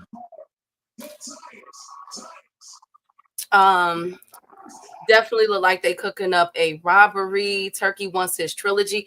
I asked that question the other day, GM. I said, "Will if Fury wins tomorrow, would we want the trilogy?" Looks like maybe. Turkey wants the win for Fury. Well, that's what people are saying. A couple of people in the chat's been talking about that too, that Turkey is showing favoritism. And at the press conference, like I brought up yesterday, everybody chose Fury to win for tomorrow in front of Usyk face. I'm like, damn, Lord, we fire stick in the trilogy. Oh, come on, Supreme Cam. Come on. Usyk knocking Fury out. Punch resistance gone is going to the cards. Okay. Any fight involving Turkey is going to be an upset. Well, the Fury and Usyk, was that it? Who was the favorite to win that fight? Was it Fury? I think Fury was the favorite. Yeah, upset. Damn. Hold on. Wait a minute. Let me think. No, not all fights, because Nick Ball was Nick Ball the favorite with Raymond Ford? Gosh, y'all got me. Hold on. Let me do some digging. Now y'all got me thinking about this. Nick Ball versus Raymond Ford betting odds. Let me see. No, Raymond Ford was the favorite. By a little bit, though. Okay. Man, okay. Fury was favorite, but not by a lot. Yeah, I remember it was a 50-50, pretty much. Usyk talking about going back to cruiserweight. I would too. Usyk got a lot. Listen, Dubois got some hitters, but Usyk got some hitters in his division coming after him. So I don't blame him. Usyk looking at that line, he like, Caballero, Zhang. Let me go ahead and so I get it. He looking at them names, y'all. Like, I think it's time to go back down, Your Honor. Who was that you said is in Usyk division now? Ajit Caballero and Big Bang Jane. Hey, Daryl, good to see you, King. Salute Daryl Thigpen in the building. Salute. And I need just 2 more people to support in the Cash App or the PayPal, please. Give me 2 people to support for the day, man. On this good Shabbat. On this good Sabbath. Specifically in Saudi. Absolutely. Well, yeah, so I don't doubt it that he wants to go back to cruiser. Hell, he got some hitters coming out. Lawrence Okoli is coming off of a great knockout win. Maybe, and I think Usyk could probably beat Efe Ajaba. I think so. Yeah, I get it. Oh, Usyk could fight Louis King Kong Ortiz. Yay! Woo! Yeah, That's bullshit. He's ranked number 12. Come on, King Kong Ortiz. Remember, y'all, he's ready to come back. Ortiz said he coming for a championship. Come on, y'all. He coming for a belt, y'all. I think we should. Might as well. I don't see what oh, come on, Crush. Come on, Rick. King Ortiz said that he is ready to come back. He says that he wants to break George Foreman's record, and I am all with it. Come on, Ortiz.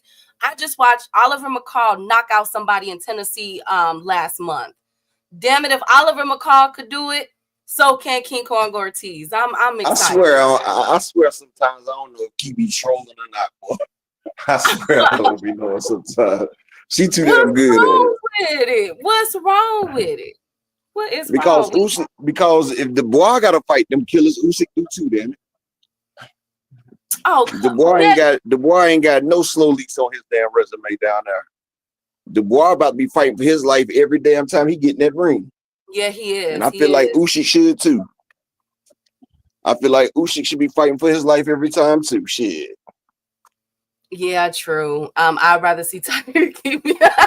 No, because I'm happy. Like, who would have thought, Upper? Who would have had this on their 2024 bingo card? All right. That we could receive the return of Mike Tyson, no matter how horrible he did, and also Oliver McCall within the same week of each other. Then Tito Trinidad calls out Oscar De La Hoya for a rematch. All right. And now King Kong Ortiz is officially back in the rankings and calling out all the champions because he won a belt. Who would have thought that, y'all? Man, who would have thought that we could possibly get Oscar De La who Hoya? Who would have asked for it? Ain't no who would have thought. It's who would have asked for that shit. Nobody. Oh, God. Nobody. Y'all don't man, like Ortiz, his last man, Andy Ruiz made that man look his age, dog. He looked his age versus Andy Ruiz. Like Ortiz doesn't have no chance. I think he'll Jake. Okay, he had a knockout against the scrub. Jake Paul might give Ortiz a problem. No, Brian, don't jump me. I said Jake Paul might get in there and rumble with Ortiz. That's how he looked. Oh, come on. I wouldn't mind sprinkling a couple dollars on Jake Paul versus that man right now. Oh, come on. D1. Come on, y'all. Upper. Oh, yeah, boy. You know I can't wait for it either, Tim Stout. You know that's my damn fight right there. Hey, that fight, and it's a couple days before my birthday, too. It's a couple days before my birthday. I can't wait. So what are we saying about the new judge replacement that has been favorable to Fury in the past? You know what it is. That's why I hope Fury just get the stoppage so we don't have no problems in the cars, because you know Turkey trying to get a trilogy out of this shit. Because Usyk and Tyson Fury made him the most money out of all the fights. Even though he said he lost a whole bunch, but it generated the most money out of all his fight cards. So you know he's trying to keep that bag going. He's trying to keep that one going. Hey, Shane. Good to see you, King. Turkey about to cheat. Well, let's see. We got 24 hours left for what they're calling the fight. Well, what Turkey is calling the fight of the century. Do we agree with that? Is this the fight of the century, Chad and Upper? It wasn't the fight of the century the first time. So how the hell is it going to be the fight of the century the second time?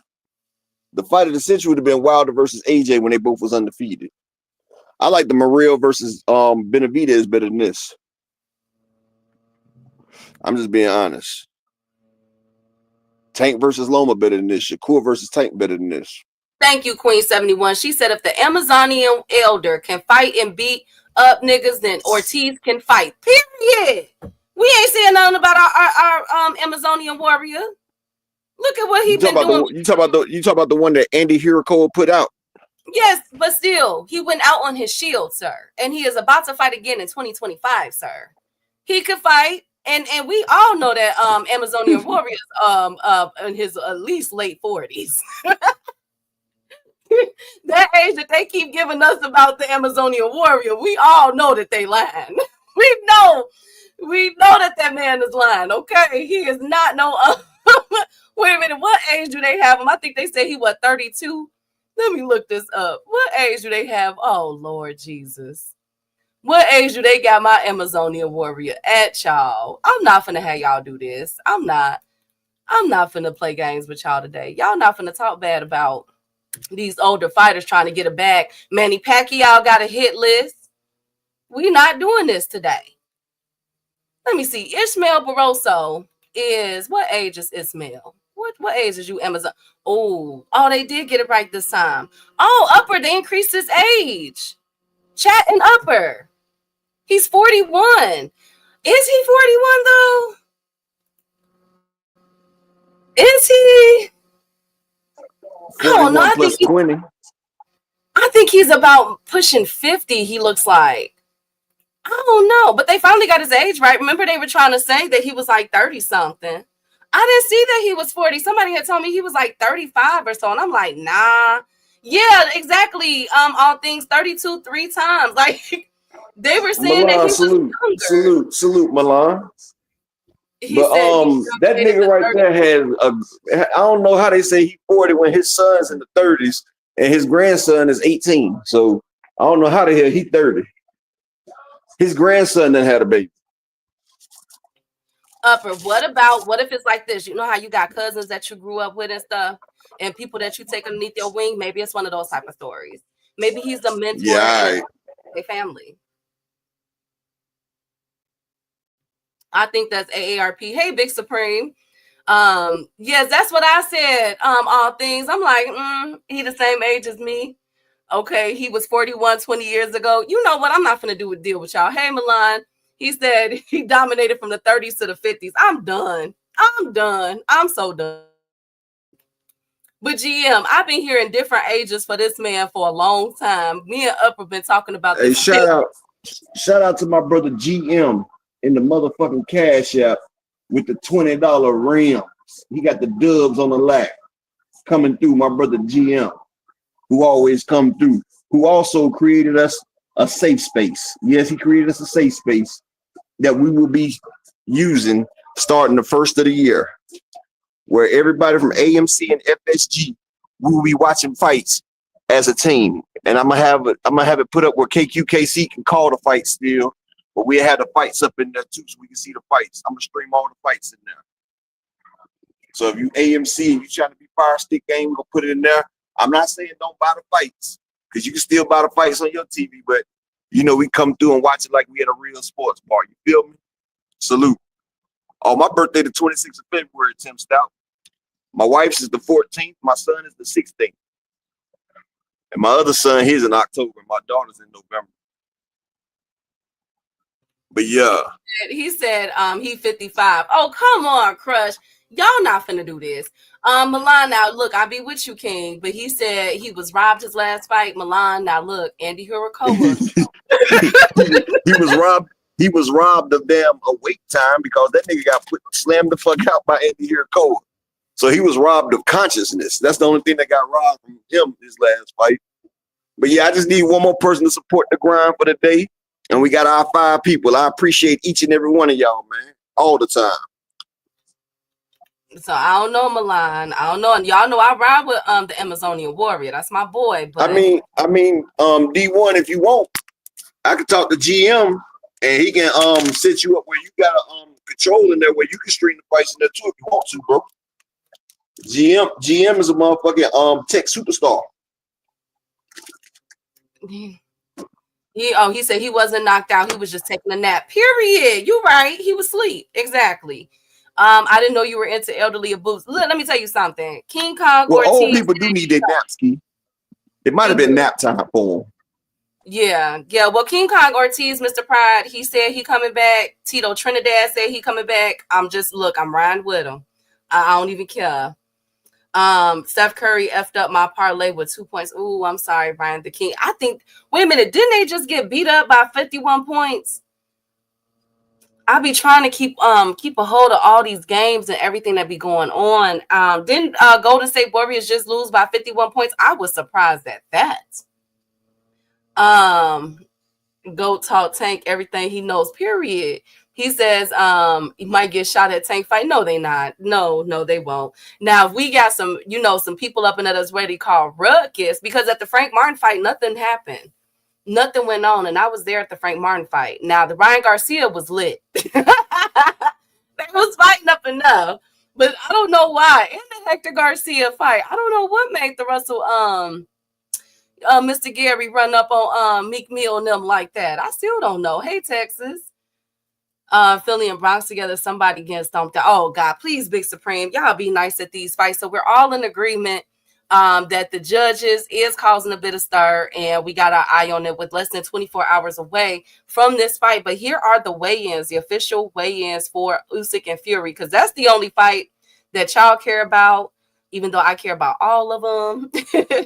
But here we go. So, are we concerned? Are we concerned, y'all? Fury weighed in today. Shout out to Boxing and Barbecue for this. Fury weighed in today at 281. Now, if y'all recall, Fury was 262 his last fight. So that's an extra, 18 pounds? If I'm not mistaken. Yeah, 18 pounds. No, excuse me, I'm off. 17 pounds. No, 18. I'm right. 18 pounds. So he gained an extra 18 pounds for this fight. Usyk is weighing in at 226. His last fight, he was 224. So Usyk only weighed 2 more pounds.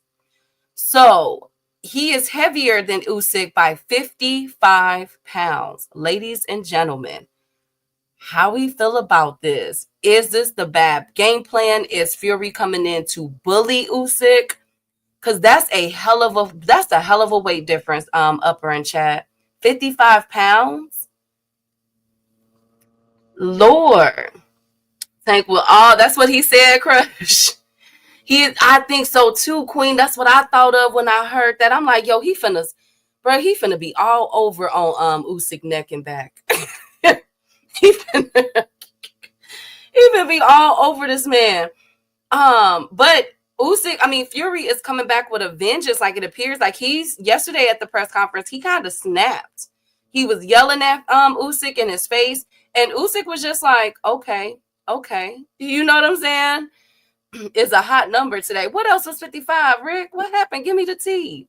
Fury about to lean on him like he did Wilder. I think so too. 55 pounds upper in chat. And he was 281. Now he is his last fight he was 262. Let me see what Tyson Fury was against Wilder, since you guys are bringing up Wilder. The first time he fought Wilder, he was 380 or 360. He was huge against Wilder the first time. Remember, he came off the couch. He was over 500 pounds. So for the Wilder, I'm only going by what BoxRec said. I'm not saying that you're lying, Upper. But the first fight, he was 273. In the second fight, he was 277. Deontay Wilder was 231 and 238, respectively. Now, when he blew up, you know what I'm saying? But that's what they have him listed on BoxRec.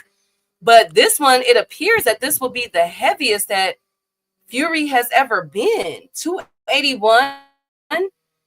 The only other time that he was remotely in the 270s, outside of Wilder, was a couple of other time. Safiri and Joey Abel and Francis Ngannou, he was 277. Well, they got BoxRec wrong then, because BoxRec wrong because against Wilder, that was the biggest I've seen Fury. When he was against Wilder, that first fight, he was huge. He was huge as fuck. And he had just came off that couch. Because remember, he was over 500 pounds. And he lost all that weight.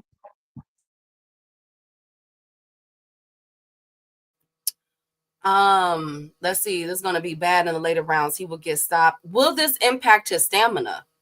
Because, okay, let's go back, because we know boxing is a what have you done for me lately sport. Y'all know Fury. Y'all know Fury be on that do it fluid. His stamina going to be all right. Will his punches be more powerful, Fave? Because, okay, let's look at us. Let me play devil's advocate.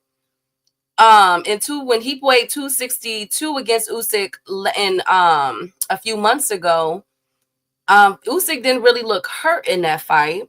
But with Francis Ngannou, he was 277 and he looked a bit sluggish. But I will say, not to take up for Fury, because I know I don't like him, I don't think it didn't really look like he took that fight really seriously.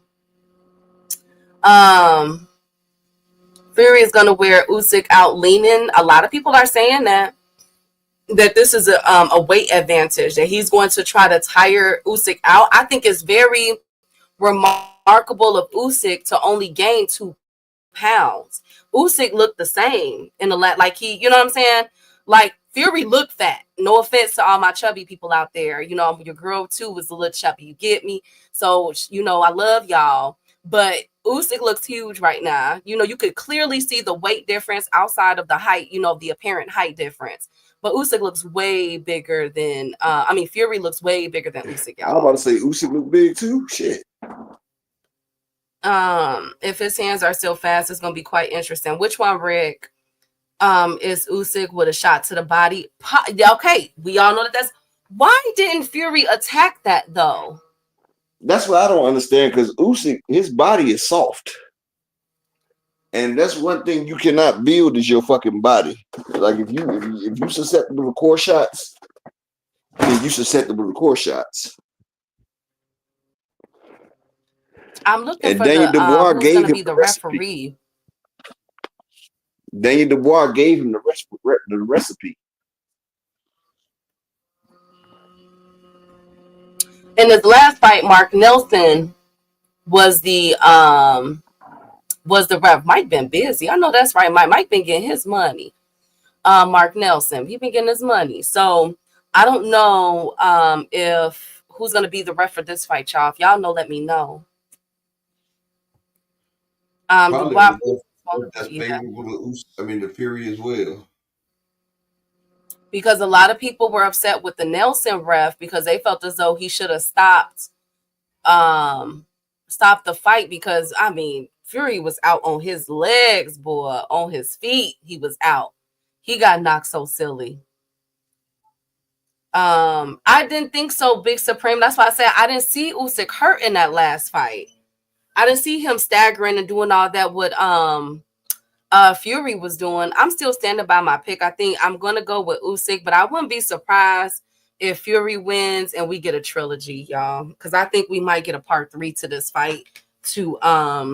And I think after this, it should be a done data for Fury. Because I don't know, Upper. I don't like the way Fury has been looking his past couple of fights, man. I think that he took so much damage with that Wilder trilogy, you know? Yeah, and that's one thing a lot of people don't realize. Them fights take a lot out of you, dog. Especially he getting hit like a motherfucker with damn Wilder's not no soft hitter. That's nigga one of arguably the hardest hitters in damn boxing history. Like the man had the damn right hand of fucking God hitting motherfucker with it. And Fury, well, he took a lot of the motherfuckers, but he kept getting back up. I don't know if it was him or the hot sauce that he had in him, but he kept getting up. But I can tell you one thing, Fury will win this fight. Let's see. We got okay. So are we alarmed by the weight? Fury 55 pounds heavier. Are we alarmed by that? Nah. 55 pounds with someone with good feet like Usyk. You know what I'm saying? Usyk got good head movement. Usyk is a good boxer now. Would that be too much for him? He ain't gonna stand there. We saw that with the first fight. Usyk ain't gonna stand there, come forward, and just be a dummy. Usyk is also a good counterpuncher. We gotta take all those into account. Yeah, that's what I meant. 2 cents. He's 55 pounds heavier than Usyk. Gonna be a great fight. Can't wait. Yes, salute to D1. Have a good day, D1. And y'all make sure y'all subscribe to my boy. Fury is gonna be too big to be elusive. That's what I'm thinking. I got Tyson because Turkey has been talking trilogy talk too much unless Usyk KOs him. Yeah, I think Usyk kind of knows that he's going into the lion's den. This is Gladiator 2, you guys. I think he knows he's going to put this man down for good. Yeah, I feel it too. And like I said, I just need one more person to support the grind. One more person to support the grind for the day before we go to happy hour. Y'all know what happy hour is. My favorite time of the week. That's every time we get to hear one of these murder mysteries coming up. I love them shits, dog. Do we care about the Bohachuk versus Ishmael Davis? Woo! No, versus motherfucking down Terrence Crawford old fight. Oh my God. Oh my God. You guys are mean. Y'all don't like boxing. Y'all don't like boxing for real. Y'all really don't like boxing. Well, Ishmael Davis is a 2-week replacement. Oh, you know what? I did not know that Ishmael Davis, guess what his nickname is? What? The Black Panther. Round. Okay. He is a UK fighter, 13-1 with 6 KOs. He is going against Bohachuk, 24-2, 12-round bout. Okay. This is for all the marbles. Bohachuk got his eyes set on Virgil Ortiz. He want his get back in blood, baby. He said he ready to put on the show tomorrow, Upper. And he will see Virgil Ortiz and the rest of them boys in 2025. That's what he said up in chat. And I believe him. But the Black Panther might have something different. You know what I'm saying? He might come in and upset the algorithm. So Ishmael Davis, 13-1, 6 KOs. Oh, he lost to Josh Kelly. When was that fight? September 21st, 2020. Did we call that fight? Josh Kelly versus Ishmael Davis. Who saw that fight, chat? I didn't see that one. Yeah, we seen it. Did I? Salute to the beautiful Arena. Hey, Queen. I think Davis might beat Bohachuk. I'm thinking of Davis ain't gonna be 15-1-1. He also fought Troy Williamson, who was 20-2, won unanimous decision. And Edwin McKenzie knocked him out in the 8th. He's not really known as a big puncher. He did have a nice little KO streak, but he knocked out someone that was 26, 27-2. Where do they be finding these fighters in the UK? How come every fighter in the UK is having these crazy? I had picked Ishmael Davis over Josh Kelly in September because he had just came off that Troy Williamson win and shit. And I remember he stopped Ewan McKenzie and stuff, but I think Sergey Bohachuk going to be too high power for him. Sergey Bohachuk going to be a little bit too high power for him, though. Upper, have you ever heard of Liam Griffiths? Because he got beat by the same motherfucker David Avenesian knocked out. You talking about Liam Griffiths? Yeah, that's the dude from UK that got a lot of losses. I think he got like 100 losses or some shit. He's 5-82. No, he ain't. He has 82 losses. Hold on, let me see. He got 92 Yeah, losses. he got like 80. He has 82. I'm looking at 82. Maybe that was different. Okay. He's 6-92. Where do they find these guys? Well, there you go, Liam. But out of 92 losses, he's only been knocked out 4 times. There you go, Liam. There you go. You go, boy. That's impressive. That's impressive. Hey, he got a Kelly win. Rand, don't be surprised if that. Hey, Key, he got a win in 2023 in May. He beat, it was 2022 in June. He beat a nigga that was 4-60. UK got to stop with this. They just be going anywhere. He fought a dude named Dale Aerosmith who was 4-60 and beat him. Oh shit. Key. What? Look up Dale Aerosmith. How do you spell that? Beat. Go over to the dude that just had 92 losses and look at his last win. Okay. Click on his last win. Okay. Look at the dude's record.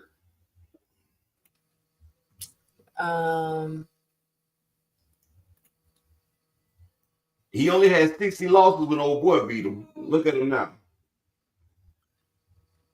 Oh. And he just Oh my God, he has 120. He just lost 6 days ago. He got stopped 6 days ago by Abrama Diallo. He has 122 losses. Key, look, he just got knocked out 6 days ago. Last Saturday, he got knocked out. by Abrahamo Diallo in the first round. But he's only been knocked out 9 times. You go ahead, Errol Smith. You go ahead. He just got knocked out Saturday. Look at My the thing. goodness. Okay. He just got knocked out Saturday. These UK fighters, boy. Well, he needs to. And wow, he got beat. I think UK needs to go back and train. Key, go down his list and look at the last person he beat. He beat a guy named Naeem Ali. Click on Naeem Ali. Click on the last person he just beat. These UK fighters need to fucking stop, dog.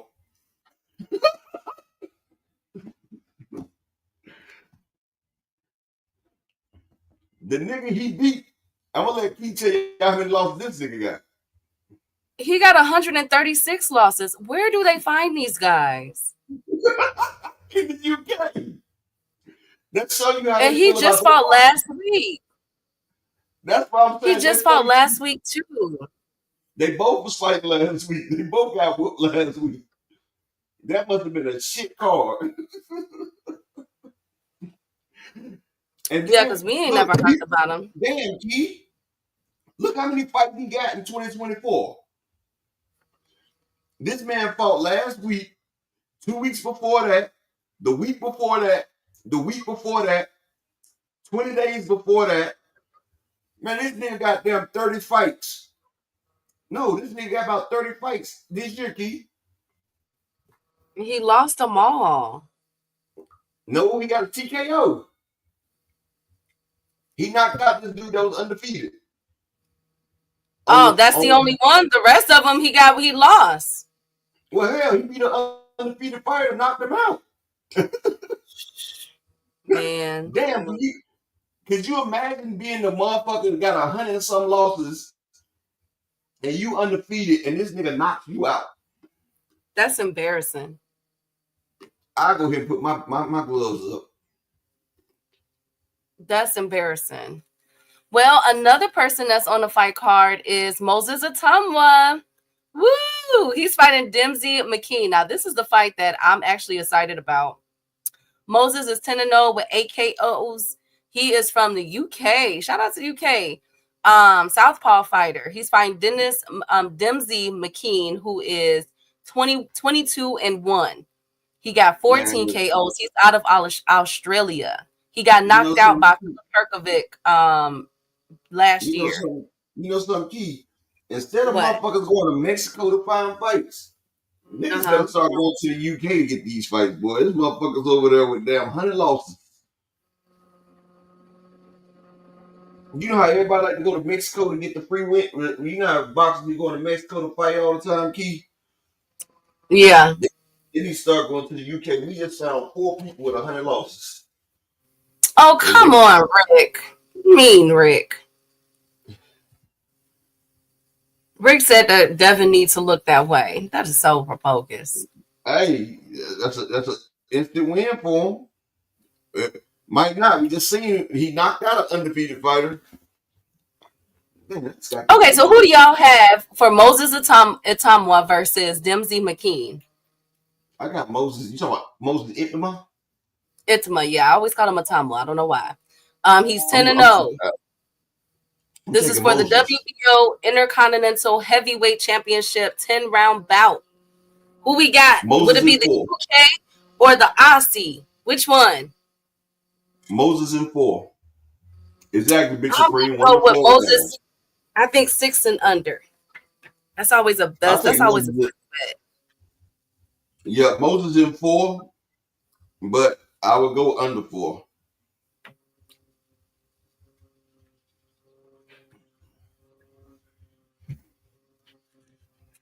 Well, let's see. Only time will tell. Okay, Johnny Fisher. Do we like Johnny Fisher here? Johnny Fisher pretty good, though. Do we like Johnny? I like Johnny. Johnny's decent. Now, Johnny, he is also from the UK. He is 12-0 with 11 KOs. He knocked out Alan Babic. We betted on that fight. I remember that fight. That was back in July. He knocked him out in the first round. He's been on a nice little hot KO streak ever since then. Okay. The only person that has went the distance was a point, and that was a dude by the name of Gabriel back in 2022. He is fighting David Allen. David Allen weighs 257. Johnny Fisher is 241. But David Allen is 23, 6, and 2. Oh, Lord. He from the UK, orthodox fighter, 10 rounds. He's been fighting. Do a couple 10-round fights, it looks like. But he did get knocked out by Frazier Clark back in September of last year, upper. But he did go on to win 2 back-to-back 4-round fights. And this is his 10th round fight with Johnny Fisher. I'm going to go by Johnny Fisher KO. What y'all got? I say 4 or less for Johnny Fisher. I ain't got him. I don't think he's going to knock him out. You don't think so? You think it's going to go to full 10? Yeah. Okay. Alrighty, but we got Johnny Fisher as the winner. Okay. Y'all, that's pretty much, I mean, I'm looking at that fight. I'm really excited to see Moses, Johnny Fisher. Do we care about Peter McGrail? Peter McGrail, he's pretty good. Okay, so we'll do that one. Peter McGrail. His nickname is Blood, period. He is 10-1 with 6 KOs. He got knocked out by Jericho O'Quinn. I remember that fight. I think that's when he got Johnny Fisher in about 7 rounds. I just thought about something. Okay. Yeah, I think Johnny Fisher in about 7 rounds. Okay, so Peter. Look at David Allen's last fight. Nah, he's going down. He's fighting. Peter McGrail is fighting Rice Edward. They both came in weighing 129 today. Rice Edward is 120. I mean, he's 16-0 with 4 KOs. He got stopped by and David Price and Tony Yoko. This nigga going to sleep, Key. King Kong Ortiz. Who are you talking about? David Allen. King Kong Ortiz was the first person to stop him, and then he done got stopped in his last his last 3 losses. He got stopped. That showed me his chin gone. So yeah, he going to sleep. So I think I'm gonna go with this Peter McGrail fight versus Rice Edwards, who's 16-0 with 4 KOs. Peter McGrail is 10-1. I think he only got 6 KOs or 4. Which one? He has 6 KOs. I'm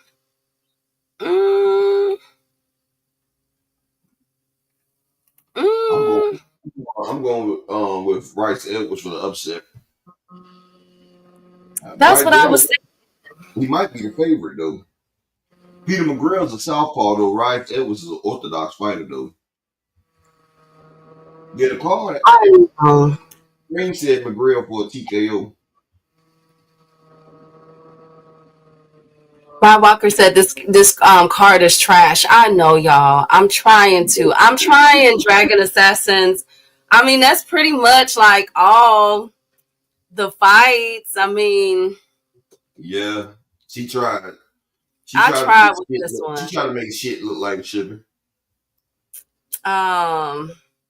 But I still need one more in the Cash App or the PayPal, y'all. I don't know. PayPal. He said, yeah, I'm not sure, y'all. At least it's heavyweight fights. That's why David Price got stopped 7 times. Dang. Where the hell was that at?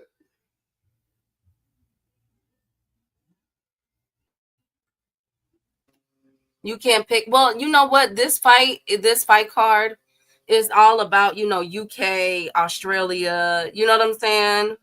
Heck, even Moses is from the UK. This is basically a UK fight card, pretty much. And It's hard for me to sell this fight. It's decent fights on here. Like, I'm excited to see Moses. Rice is undefeated, Big Supreme. Rice is undefeated. I know, Dave. I'm trying though. Sign with her to get good fights. I know Dragon Assassins, but maybe this is all they could find. We got like 4 more fight cards coming up after this, y'all. Well, I'll tell December. you one thing they can find. In the UK, they ain't got no shortages of motherfuckers with 100 and some losses. But they can't put that on no main card. You know what I'm saying? No 7 fight But card. you know something, Key? That's bad. Hey, Key, I used to wonder how motherfuckers get 100 losses. And then I see these motherfuckers fighting 30 times in a damn year. Like, this is their job to go out there and get beat.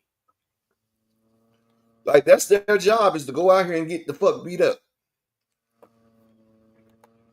Like, that's cold. Well, y'all know to be ready tomorrow. I think the fight starts at about 12 p.m. if I'm not mistaken, Saudi Arabia time, 11. We got what, 7, 1, 2, 3, 4, 5, 6, 7, 8 fights. Lord Jesus, we're gonna be here all day. Good God Almighty. Okay, so we got 8 fights tomorrow. I wonder if AQKC gonna call this shit. Yeah, he is, but I think KQ will probably come on like around 3, get the rest of, the undercards out the way, and then it's 8 cards. So we ready? I guess. Are we ready? I love it.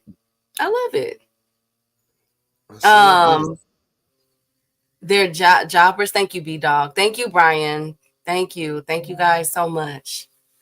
$250 in a case of beer is the payout and $200 food voucher. Rod, log out. I'm so sick of y'all. I tried to give it to you, you know what I'm saying? But yeah, this after the Madrimov and Bohachuk fight card, was called off. Yeah, it's a little, but expect upsets. And let's get ready pretty much for Fury versus Usyk, what they're hailing as the fight of the century. Part 2. Exactly, Marcus. We trying to get to the college football. Let's see. Now these next fight cards coming up. Yeah, we got the bowl games tomorrow too. Yeah. Hell yeah. But I'm done. Y'all know it's the Shabbat. Thank you for everybody that supported in the grind, supported the Sabbath today. I still needed one more, but that's cool.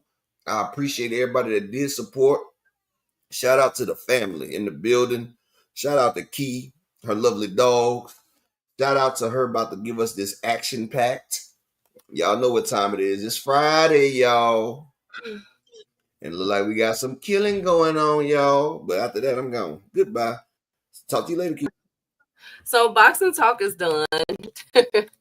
Boxing talk is done. But every Friday I try my hardest to give you guys a serial killer story. We talk about true crime on Fridays after boxing talk. And this one is no freaking different, y'all. Like, oh my goodness. Now, we didn't talked about Canada before in the past, right? But it was only one person, and that individual, for some odd reason, doesn't get the recognition, or this person doesn't get the recognition as the pig farm killer that we talked about. Remember him, who lived on a pig farm, fed his victims to the pigs, and the Canadian Health Department had to issue out a warning to people because he was selling these pigs to farmers and companies and everything. And they were like, yo, y'all might be eating human meat, which they were. Remember that? For some odd reason, Canada has it to where this story right here is like the most grotesque, which is crazy. You know what I'm saying? Like, this story is crazy. We're about to go down the most biggest rabbit hole that I've seen lately, because this case is still ongoing and we'll get there. But I thought to bring the story up because it's Christmas, right? We're about to celebrate Christmas. Some of us are going to celebrate Christmas next week. And I would be remiss to not tell you guys about the Santa Claus killer. I would. Yes, this person does actually exist. He's still alive. This case happened 4 years ago in 2019. But at that time, we were focused on COVID. You know what I'm saying? So we really didn't dive too much into this case. Well, they didn't. I did. Y'all know me. So let's talk about this time where we're supposed to be talking about, you know, Christmas caroling and reindeers and gingerbread houses and Santa Claus and Mama Claus, right? But what if I told y'all that there was a Santa Claus working at the mall, working at churches, and even working at for child protective custody agencies, social service agencies, and going around being Santa Claus, but had a deep dark secret. And this story pretty much ties into all the conspiracy theories. Like, this is a lot. It ties in conspiracy theories. It even ties in cats. It doesn't just stop at Santa Claus. This is a very deep story. And Canada has a problem. Now, remember, I always say that California needs to be discussed as like they need a case study done on them because of all of the serial killers out of California, right? Canada has a problem, bro. And their problem is cannibalism and fetishes.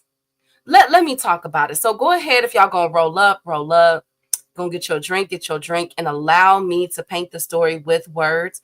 This is the story of Bruce McArthur, aka the Santa Claus Killer. Now, before we can go, you know, I like to give a backstory on this man, okay? Now, Bruce McArthur, his real name is Thomas Donald Bruce McArthur, but everybody calls him Bruce McArthur. He was born October 8th, 1951 in Lindsay, Ontario. Now, he was raised by both his mother and father. Now, oftentimes when we talk about serial killers over here, I always go into a deep backstory of maybe they were torturing animals or torturing other kids or something like that. There was something pivotal that happened in their life that continued on over the years. And like last week case when we discussed the datings, when we discussed Alcala, remember Rodney Alcala? This is the same, like they have similar backgrounds. There's absolutely nothing. All right. His parents were, one of them were Presbyterian. The other one was of another Catholic background. They were described as very loving. They were very devout Catholics. They were always in church. Bruce didn't have any signs, you guys. Like, there was no signs. He was in school. He was excelling. Now, Bruce did report, though, I do want to say this. Bruce said that his mother and father would get into arguments. And because Bruce would take his mother's side, his father would bully him. But there was no signs. I'm sorry about that. There was no signs of abuse. There was no signs of him being bullied in school. He wasn't acting out in school, even in high school. He was like he was unproblematic. You know what I'm saying? So like none of those signs that we see with the, you know, what the FBI deem as the serial killer list, it did not exist for Bruce, which makes this another more like you got to scratch your head at this one, right? Now, and by Bruce's own accounts, it was his father that did the bullying, but we never got what the reports were. Like, what did he do? Was it physical? Was it emotional? Was it mental? None of that. He just said that his father bullied him. Okay, that's what he said. Now, as he got older, his mother would begin to adopt children. Now, keep this in mind. So his mother was a foster parent, and at any time they would have 6 to 10 children, and it was like one big happy family. Now, there was no signs of abuse with the foster children either. In fact, it is said, it was reported that the kids wanted, like the agency wanted the kids to, like, that would be like their first go-to house for foster parents. Like, hey, you know, the McArthurs have a really good home and da-da-da. You know what I'm saying? They were just really good people. They lived on a farm, you know, they had farm chores, but they were able to go outside. And Bruce was still excelling as a child. So what we're about to start to talk about is how this seemingly normal family just, like, I guess, unraveled, right? So as Bruce, when he graduated high school, got his high school diploma and everything, one dark secret that Bruce kept from his family was that he was gay. Okay, nobody knew that Bruce was gay, but he did. And it is not known if he tried to come on to other males or anything, but it is said that Bruce knew about this at a very young age, that he was gay. And that was overlooked, okay? Because this is a community of devout Catholics. They attended church all the time, or mass. I think that's what they call it, mass. They attended it all the time. Bruce said that they would read the Bible and everything else. So, but he was secretly battling his feelings for men. But instead of giving into those feelings, Bruce decided to get married. All right. So at the age of about 19 or 20 years old, Bruce gets married. And we're going to call her Jan because she has nothing to do with this case. So Bruce and Jan, I guess he called her like his college sweetheart. Yes, Bruce went to college. He got a college degree. And Jan would go on to have 2 kids by Bruce, a girl and a boy. I'm not going to give their names. So he looked like they had the all Canadian dream. You know what I'm saying? He had the beautiful wife. He had the beautiful children. They had the White House with the picket fence. I mean, everything that you could dream of, Bruce was living. He then got hired as a traveling salesman. Keep this in mind. He got hired as a traveling salesman where he would go out and sell products and everything. And he was very good at it. But the thing was, Bruce was unhappy because he was really gay. And he put up this facade. He painted this facade with his as being like this doubting husband, this wonderful man to his wife and children. But deep down, he hated it because he really didn't want her. It is reported that they were hardly intimate with one another. But Jan chopped it up as he's busy at work. You know what I'm saying? She really didn't think anything of it. And this is when we begin to see Bruce and Jan and the family get involved in church. Now, Bruce has always had, as you guys can see at the bottom picture, a bigger frame. You know what I'm saying? And he, had the beard and stuff. So people would, laugh and joke and be like, "Oh, Bruce, you look like Santa Claus." And so he decided to begin to play Santa Claus. It started at the church. He would play Santa Claus every year for the kids, come in, have them sit on his lap. You know what the Santa Clauses do at the malls and stuff, y'all. Don't play. Okay. That's what Bruce was doing at the church. Then when, as Jan began to get into her own groove of things, Jan began to work at the social services agency. You mean like the mom, like Bruce's mom? Isn't that crazy? How everything just be like aligning for these people is crazy. Allegedly she worked in the child protective service unit. Okay.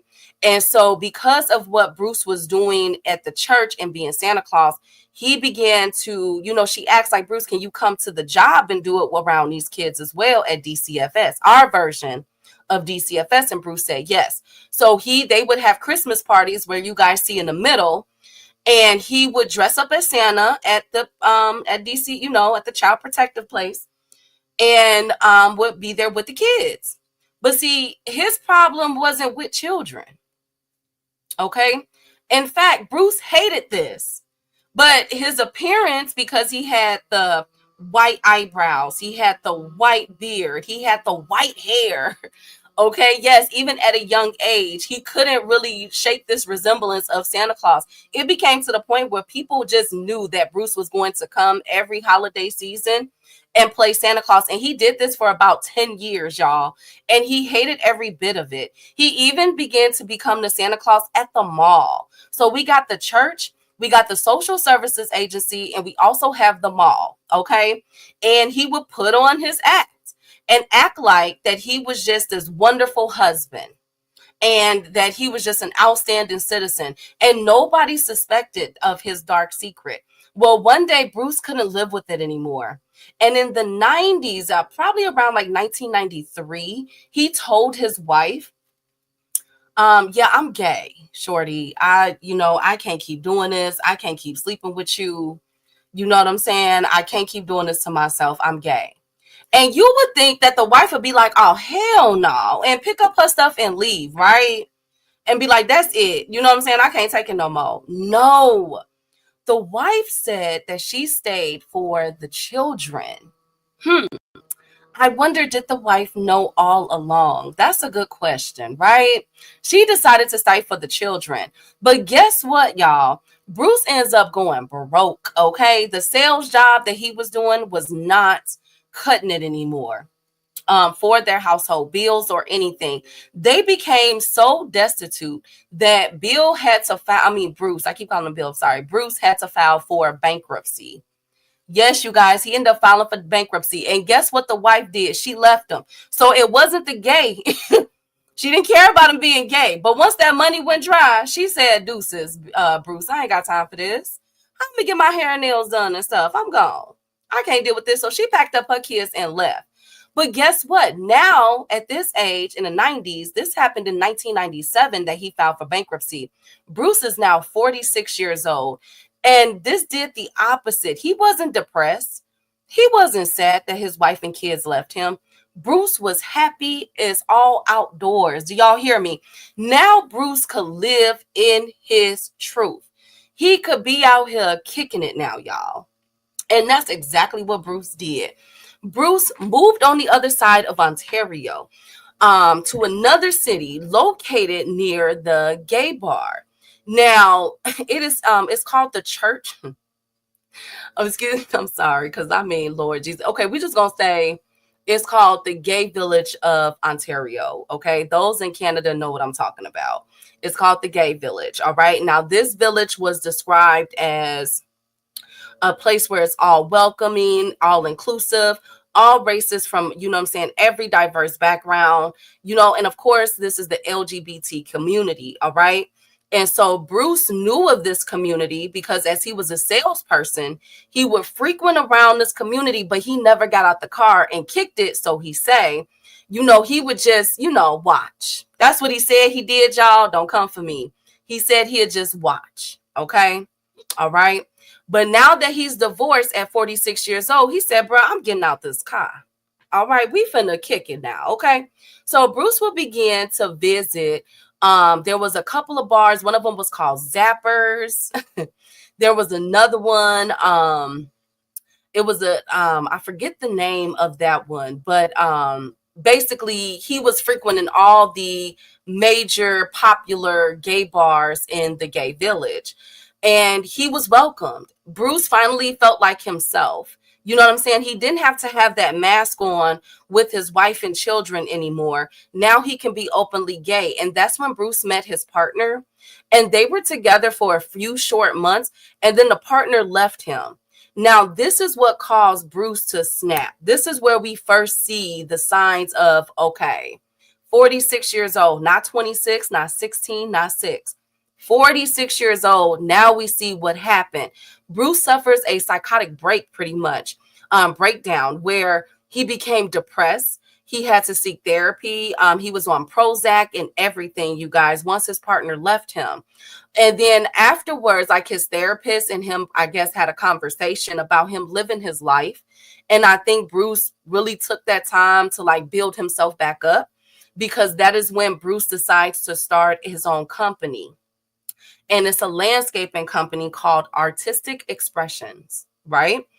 And he goes out there and it becomes widely successful, y'all. Like everybody was giving Bruce contracts. He could make your grass and flowers. Do you hear me? Your trees, everything. Bruce was snapping out there in the landscaping streets, y'all. Like killing the game. Everybody wanted Artistic Expressions at their front door or at their business. Like business was booming. It was finally looking up for Bruce, but he just didn't feel satisfied for some odd reason. Ladies and gentlemen, I don't know what it was. He was now finally able to go to sex bars and stuff, but it just, I guess he felt like something was missing. You know what I'm saying? Like something was missing from his life. Well, After he started his business in 2010, yes, only 14 years ago, he meets a man by the name of Skandaraj, right? Middle Eastern man, illegal immigrant here from his country. They were either from Syria, some was from Iran, some of his victims. But he was here. He had left all his family back at home, and he was working and sending money back to his family to take care of them and to hopefully get them over to Canada, right? Well, and this is the second male at the top, okay, from the left. Now, Skandaraj was described as a really good dude. Like, he would give his shirt off his back to help you. He had also bought a dog. Y'all know when anybody has an animal, a dog, I'm going to tune in, okay? They said that he had saved up all his money to buy this dog. And so when his friends began to call him and, look for him, and they didn't answer, and they went to his place of residence and found that his dog was there by himself, they knew something was wrong, because that's all he wanted was a pet dog.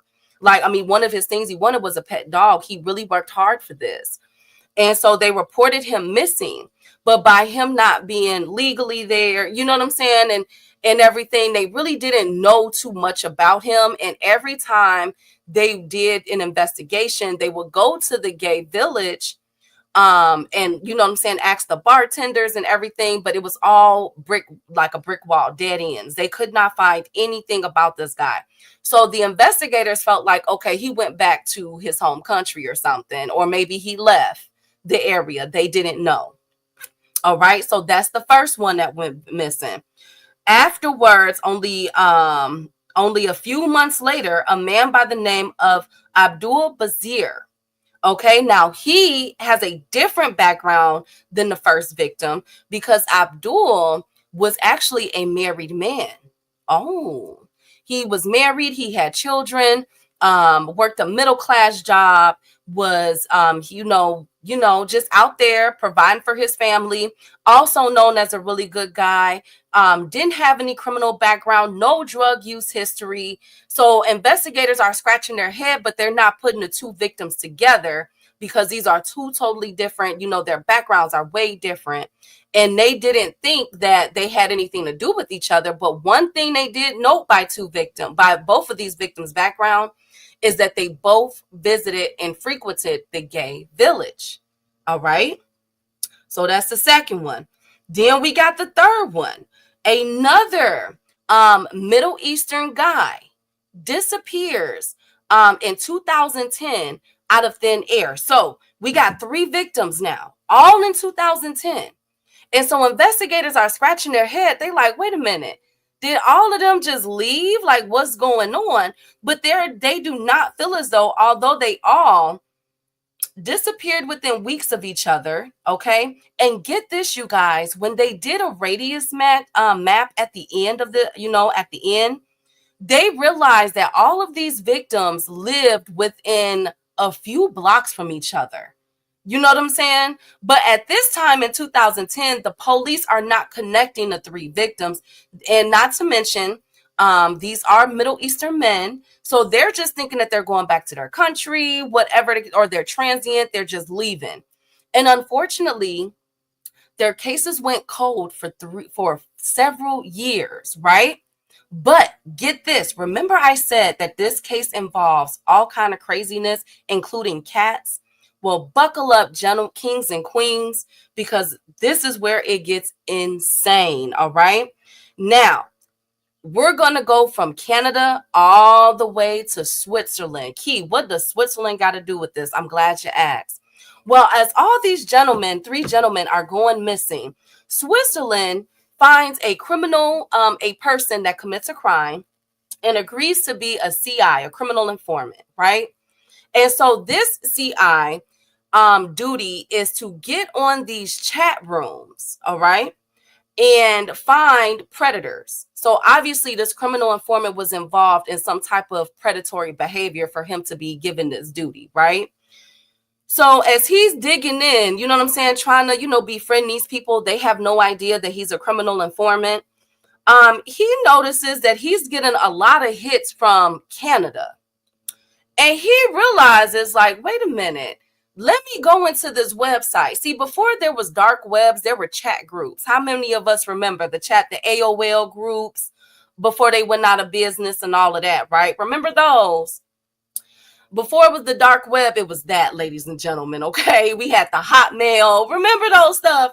Well, he was involved in several of these groups, and these groups included, these chat groups were about fetishes. They were about, of course, unfortunately, children, women, and there was a particular group that was pinging off the chain for cannibalism and torture and fetish out in Canada. So the CI he developed a online profile, an anonymous online profile, and began to, surf it and see what he could find. And that's when he came across two people. And one of those persons, if you watched a show called Don't F with Cats on Netflix, this name might sound familiar to you. His name was Luke Magnotta. Remember that? If you ever seen a Netflix special, Don't F with Cats? Well, Luke Magnotta, real quick, was a killer out of Canada who was involved in cannibalism, torturing, and all kind of things. But the thing is, what made his case so significant and why Netflix picked it up is because Luke would get on video camera, wouldn't show his face, and would begin to torture and unalive cats. And so all of the he would go into the cat communities, chat groups, and would basically be petty and show him doing these to cats. And so all the cat people around the world band together and help the police catch Luke Magnotta. Who remembers that, right? Well, before he got caught, Luke was heavy in this cannibal chat group in Canada. Okay, and he would go around under an alias name talking about what he was doing to animals, but he was talking about a victim that the investigators didn't know at that time that he had cut up and he was eating. Okay, and so this attracted the attention of the criminal informant out of Switzerland and another man by the name of what is his name? Lord, I hate when I go past my notes. Last name Brunton, okay? Alan Brunton, all right? Out of Canada. Now, Alan Brunton was a married man. He worked at a hospital as a technician, okay? And he would go into these chats talking about how he had a fetish for unaliving people, unaliving men, all right? And eating their bodies. So him and Luke in the CI would just be talking up a storm about the crime they committed. But it was something that Mr. Brunton said that caused the CI ears to perk up. He said that he enjoyed eating brown people. Now, this chat group, get the name of this chat group. This chat group was called Zambian Meat. And it is where all of the cannibals from all around the world would get on there talking about eating black and brown people. Okay, from all around the world. And Brunton said that his name is James Alex Brunton, would say that he had unalived, he recently caught a brown person. This is what he said. He never identified, he just said brown. And he unalived them and ate their body. So the CI reported this. No, first the CI did an investigation to make sure that his claims were valid. And when the CI started digging into Canada's and their missing persons, he realized that there were several missing brown people in the area. And that's when he decided to alert the Swiss government or the Swiss authorities. The Swiss authorities then reach out to the Canadian police, Ontario police, and say, yo, y'all got to come in. We got to talk, bruh. Canada, y'all got a problem. Y'all got a big problem. And so they have a meeting. And that's when the Swiss police tell them, like, Canada, y'all got an underground group called Zambian Meat.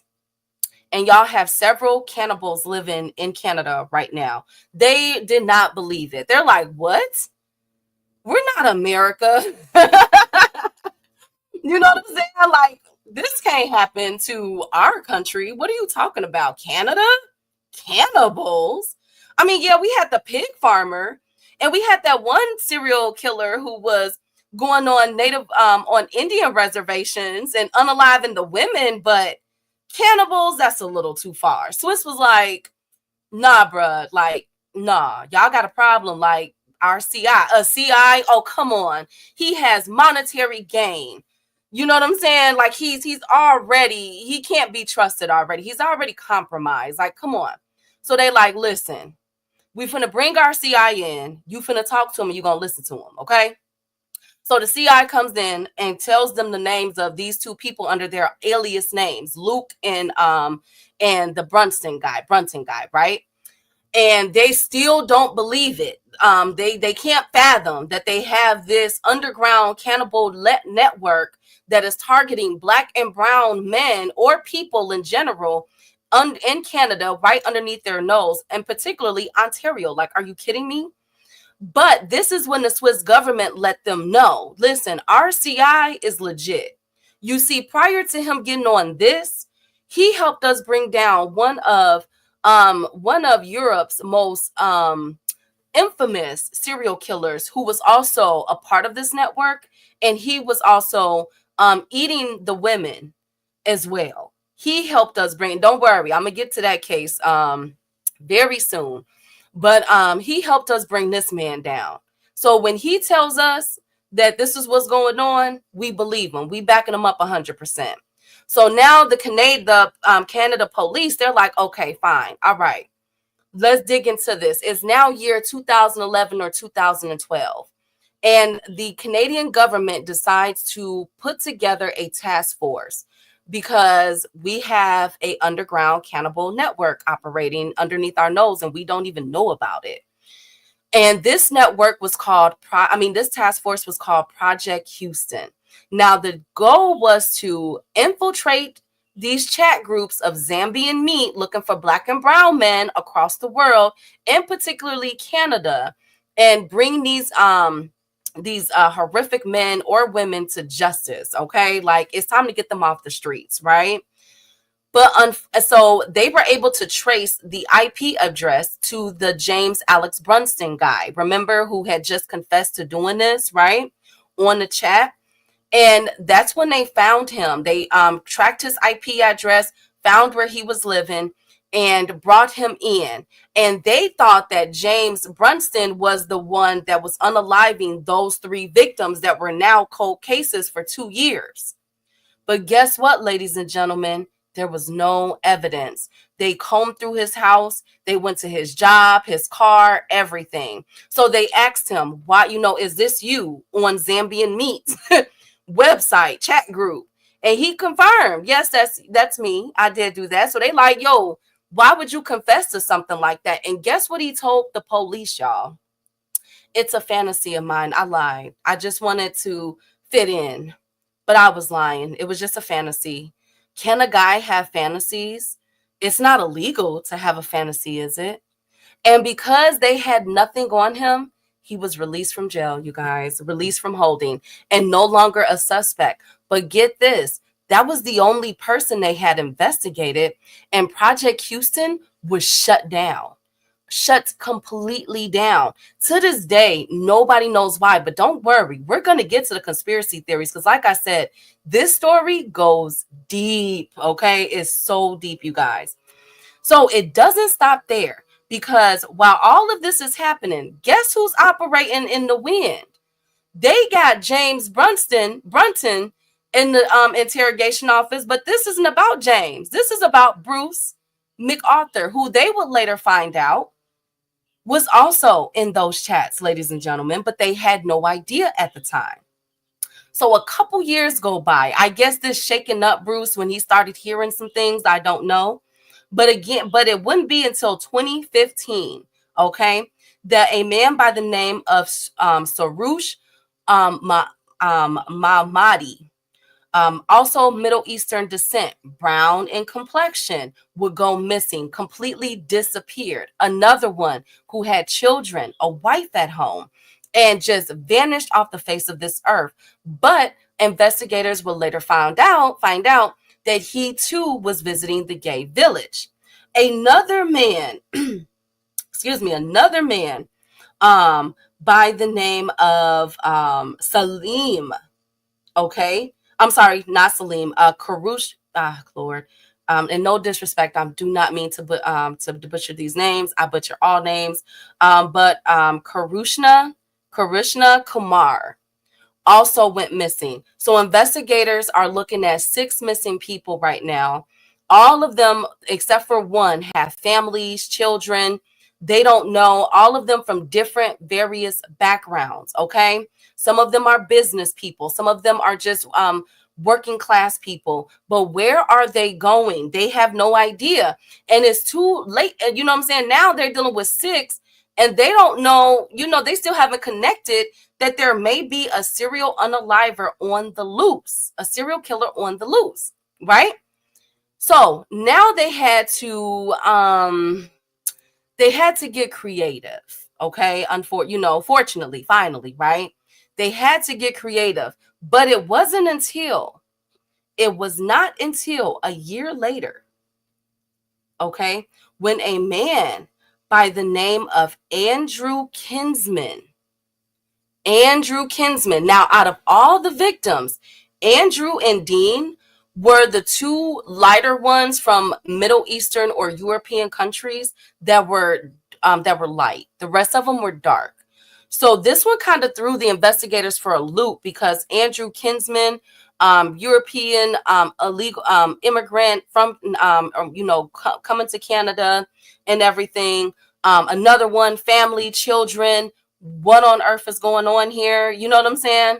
And so they decided to do some digging because we're now at 6 victims. Okay, we're now at 6 or 7. We got to do some digging here now. 6 victims. We got to do some digging because not everybody is missing. So they decided to retrace this last victim's steps. All right, we're going to go to his home, and they were able to get a search warrant and look at the security footage. And that's where they found this victim walking into the building. But an investigator caught a car driving past. But because of the position of the camera, they weren't able to get a license plate, but they were able to make out that it was a red Durango. All right. And so then the investigators went up into the victim's home and they began to search and look, and nothing was out of place. They really realized that this man was very organized, very structured, and you know what I'm saying, the way that his living looked. Okay.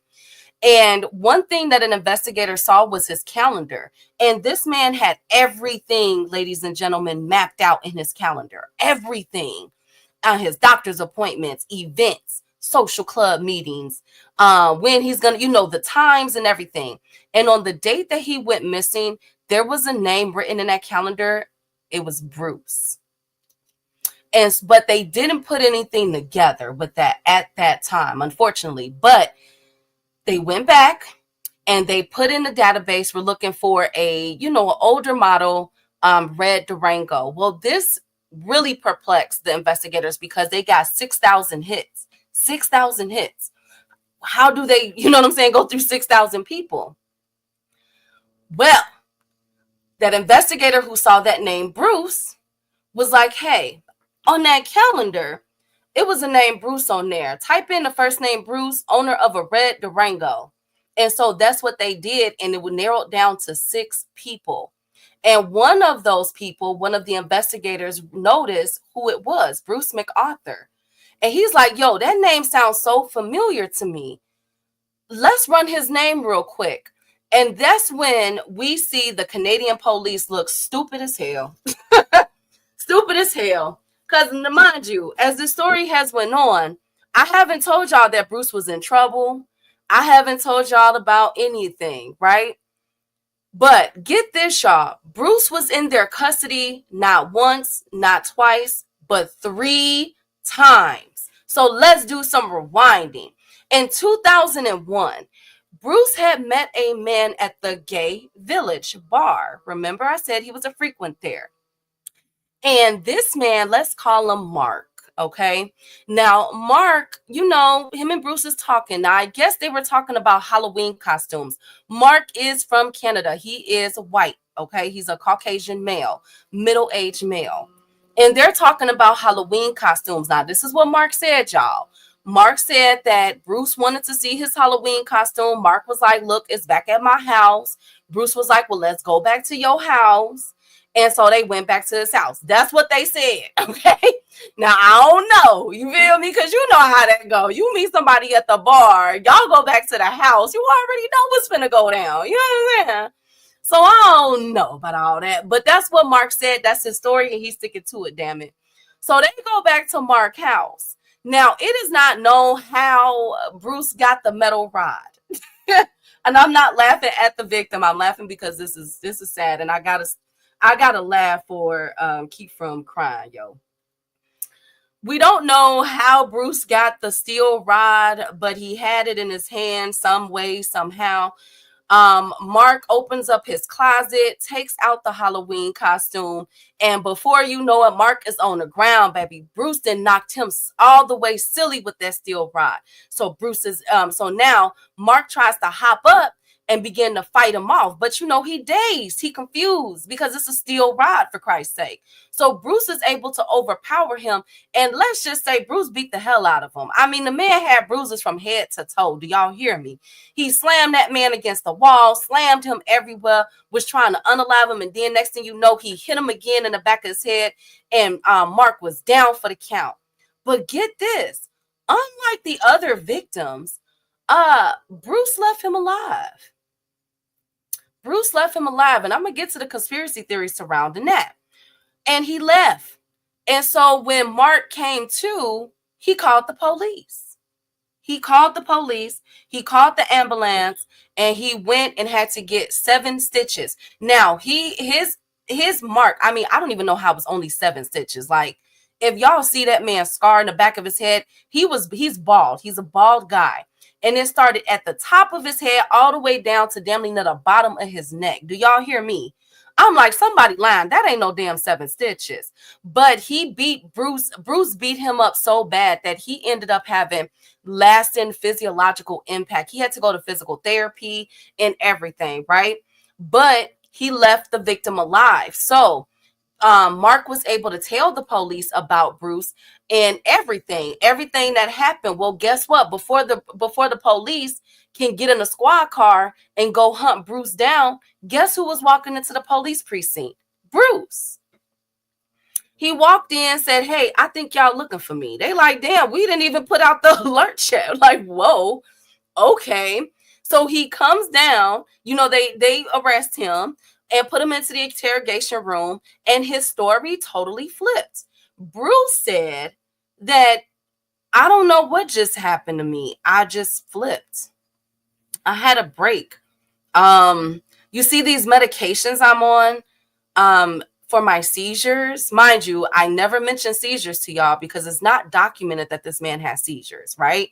We only know about the Prozac, the antidepressants, remember? But he said that he was having seizures and everything, and that, you know, his mental health.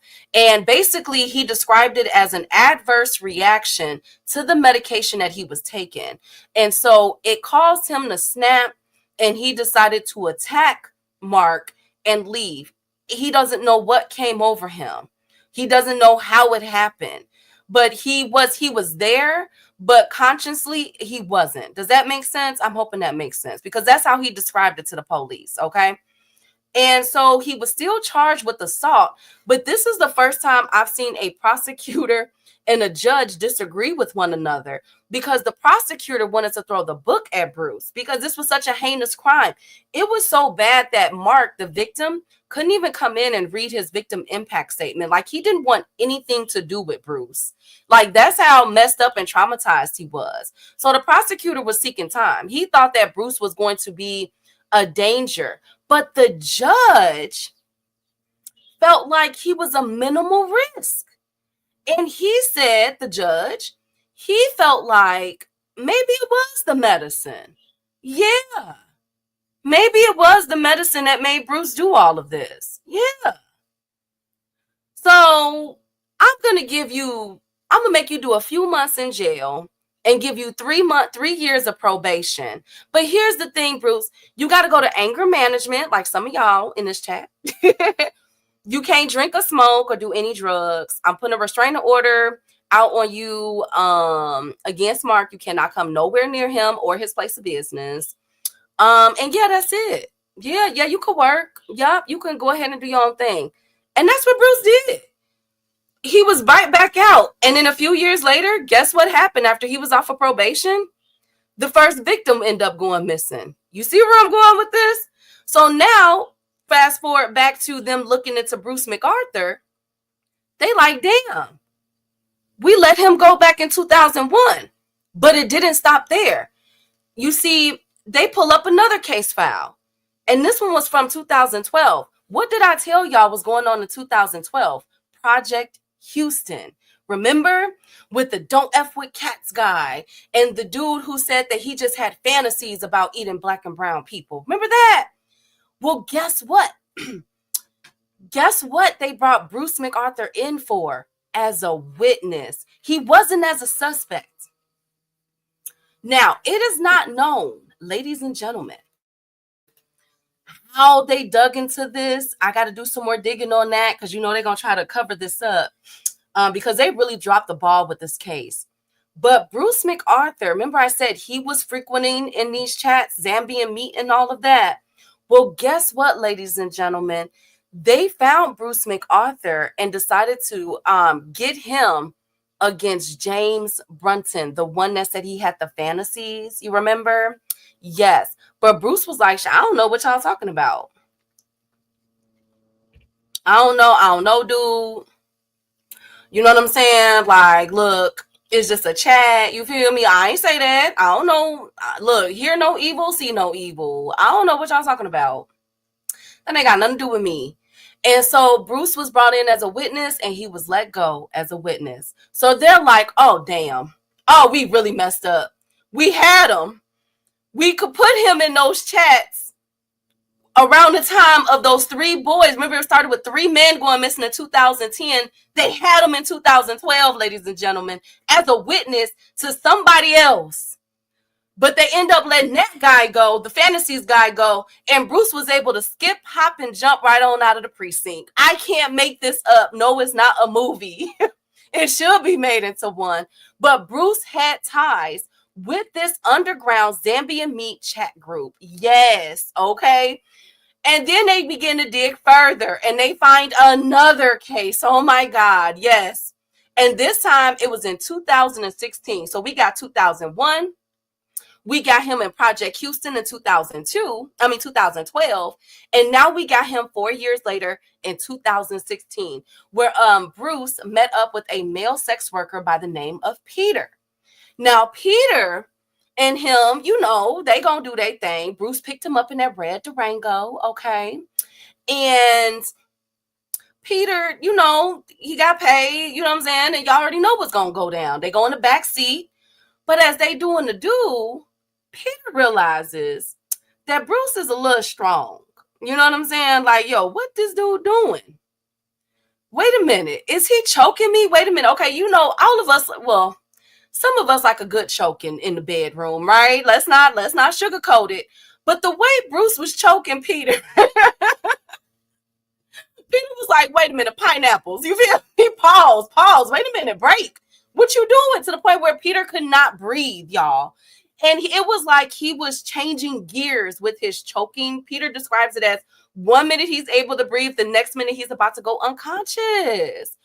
And so he was being essayed while being almost choked to death. And Peter says that if Bruce would have pulled just a 1 more notch up on his neck, Bruce could have broken his neck. That's how bad it was. But get this, once Bruce was done, he let Peter go. Now, just like the other victim in 2001, Peter was a white male, okay? Another white male from Canada, not an illegal immigrant, okay? Not a brown person, not a black person, a white person, okay? So he let Peter go. Peter went straight to the authorities. This time they had to go and pick up Bruce. And guess what Bruce said in the interrogation room? I don't know why Peter brought me up in here. He wanted it. They're like, wait a minute. So you admit that you were there? Yes. You guys had intercourse? Yes. And they're like, so did you choke him? Yes. But it was a part of our plan. Peter wanted me to dominate him. He wanted me to do that to him. What are you guys talking about? I didn't try to unalive him. If anything, he wanted it. So they did, you know what I'm saying? They did a soft search into Bruce McArthur's background, and they realized that this is a businessman. He owns a very popular landscaping company, and he was just, and he was gay. So instead of pressing charges, they dropped the case. So here we are in 2017. We have 6 missing brown men, okay? All of them from overseas, pretty much.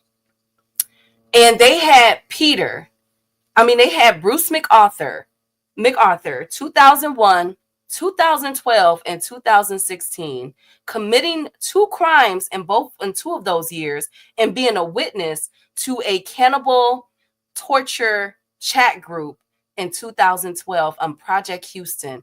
And they let him go or gave him a slap on the wrist all 3 times. I cannot make this up.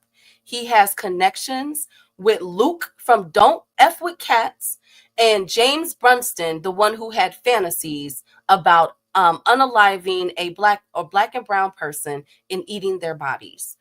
He physically assaulted one male and choked out the other, but yet this man was never, in the 7-year span of all of these missing men going, just vanishing, he was never a suspect. I cannot make this up, ladies and gentlemen.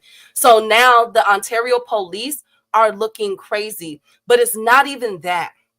You see, the LGBTQ community is pissed because some of these individuals that were missing were very good patrons. They were very good customers. These were really good people. And so they were upset with how Ontario police was handling this. They're like, look, y'all need to get y'all stuff together. We got 6 people missing. This is not good for our village, and this is not good for our economy. Because one thing we do know is that the LGBT community, as far as their businesses and their housing and all of that, the appraisal values are through the roof. Okay. Like they got money. Okay. So now the Ontario police, they got egg on their face from their own private investigation. And now the LGBT public is coming out with pitchforks like, y'all better get this together. And that's what they did. Okay, so they decided to let's follow Bruce McArthur and let's make sure that he still has that vehicle. Well, guess what? Shockingly, Bruce, out of nowhere, decides to sell his vehicle to a junkyard, a local junkyard. Oh, yes. How did Bruce know? You know what? I ain't gonna go there. We're gonna get there. So they hurried up and go to the junkyard, get a warrant, and get the car. And that's when they find y'all. After combing through it, and they get the blue light, they see that his blood all in the back seat that he cleaned up. So they get a DNA analysis and they link it to one of the victims. Finally, boom, let's go after him, but not so fast. They got to do this strategically because they already looking stupid as hell, okay? They got to make sure we got one victim, it's 6, okay? We got to get all 6, all right? And they know that they got their guy. So this is what the police decides to do very sneakily. Now, I don't know if this is legal I guess this is legal in Canada because I don't think it's legal in America. It shouldn't be, at least. But they decide to set up surveillance on Bruce inside his home. So while Bruce is being surveilled, they're writing down all the time he leaves. And so on one of these occasions when he leaves, the police sneaks into his apartment, set up cameras, private cameras, security cameras. And also they clone his computer. Okay. Yes, they did this. It's all out there. All right. I guess they wasn't worried about the law. Okay. I guess they didn't care. So they clone his computer. So as they're having surveillance on him in the inside of his apartment, they're realizing that Bruce is really boring.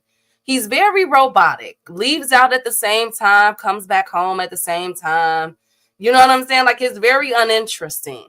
But what was interesting was all in the IT department who was looking at his computer, because that's when they found everything. Everything from the secret underground chat groups, finally linking him to 2012's Project Houston with the rest of those sick freaks, right? But they also found the dating apps that he was on. This was before Bumble. This was before Facebook dating, ladies and gentlemen. Black Planet. No, I don't think before Black Planet, but you get what I'm saying, right? And what they realized is that he was very big on a particular dating site. And guess what? All of the missing 6 victims he was communicating with and talking, you know what I'm saying? Because he had the gift of gab, I guess, and was, making, plans to meet up with them and doing all of that. So finally, they can link Bruce to having conversations with all 6 victims, because after they were, disappeared, there was no more activity on any of these guys' sites. So now they know how Bruce was able to get them. It wasn't just the bar, it was also these secret chat groups. Okay. So now a puzzle is starting to be built. Then they began to find out that Bruce was into sadomasochism. I always butcher that word. Now, what that is, I always just call it a sadist. Now, what a sadist is, a sexual sadist, from a psychology standpoint, is someone that is two people or a group of people that get together for intercourse, and they're involved in like bondage and stuff. You know what I'm saying? But the thing is, it's barriers, it's boundaries. So you have a secret code or a password or something that you're supposed to say when it's going too far. Okay. But these are people that's into being, pretty much like beat on, spanked on, tied up, that type of thing. So he was in that group. They also found him in a cannibal group. They found him in all kind of groups, just really maneuvering through there, but he made his presence known on the dating sites. And so when they brought this, well, let me get to that. I can't get to that part yet. But anyways, so now they have the motive. Now they have him connected to the other victims. And now they're seeing that, what? This has went from a missing persons report to we're looking at homicide. Okay, we're looking at homicide. But meanwhile, back at Bruce's house, as he's under surveillance, they noticed that this time, remember, Bruce was very robotic, uninteresting. They realized as soon as Bruce pulled up to his apartment complex, he hops out with somebody. So they like, wait a minute, who this man is? So they called the police. They call, their partners. They like, hey, yo, Bruce just arrived. They like, okay, yeah, but he got somebody with him. They like, man or woman? Man. Black or white? Black. Oh shit, we gotta go. You know what I'm saying? Round up the people, y'all. He got a victim. So they rush over to Bruce's house. And remember, they had secret cameras in his home. So they were able to see, and they were like, okay, we're not gonna move in until he takes this victim into the bedroom. And just like clockwork, within a few moments, y'all, Bruce takes this victim into his bedroom, and that's when they rush in, okay? Rush in, guns blazing, everybody get down on the ground. But guess what happened? This is how fast Bruce moved, okay?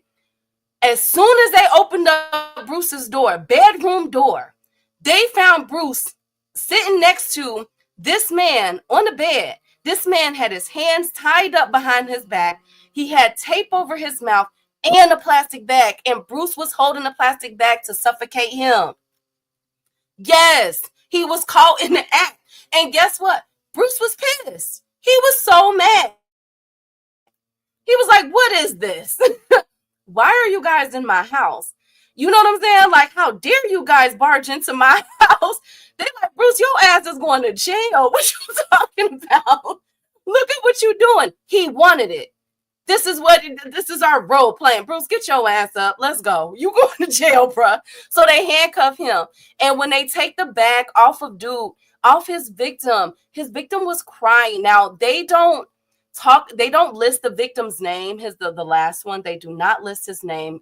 He goes by his real name. He goes by John. Okay. John was crying. He was terrified. He said that this was not a part of the plan. He thought that they was finna get it on, and that was it. But Bruce did all of that to him in a matter of moments. Tied him up, gagged him, everything. Look how quick this man is for him to be so damn big. Dang, Bruce. Okay. So now they finally got the man, linking them to everything. But they wanted physical proof. They wanted to really be able to slam the book at them and also take the egg off their face, because they had his ass 3 times in a row and they did nothing. They let this man go. Okay. But now they got to get him. All right. So they found one of the investigators, as they were collecting evidence at Bruce's home, they end up finding tape, different type of materials that he would use. It was like a kit. Okay. It was like his own personal kit, but that wasn't enough. They wanted the bodies, if anything. They wanted blood evidence to link him to the rest of the murders. Well, they found an address at Bruce's home that he used to store his landscaping equipment. Remember, he was a landscaper, one of the best in Ontario, Canada, baby. So they end up going to this location in Ontario, Canada, and going through this landscaping company, and his business, the storage facility. And they were starting to find little bits and pieces here. But one of the investigators was like, you know what? Bring in the dogs, because they seen things put away. But one thing that they noticed, y'all, were dozens of flower pots. And they like, what the hell is going on? Why this man got so many flowers? Okay, he is a landscaper, though. You feel me? They're like, yeah, but I mean, what I'm saying? Like, but why though? Why so many? Mind you, this is the winter time, okay? Because I do want to add in here that he was apprehended January 18th of 2018, 5 years ago, okay? He was only apprehended a few years ago, but January 18th, if you're not familiar, when Canada have some of the most brutal winters ever, they go below negatives. You know what I'm saying? They in the negatives in a winter.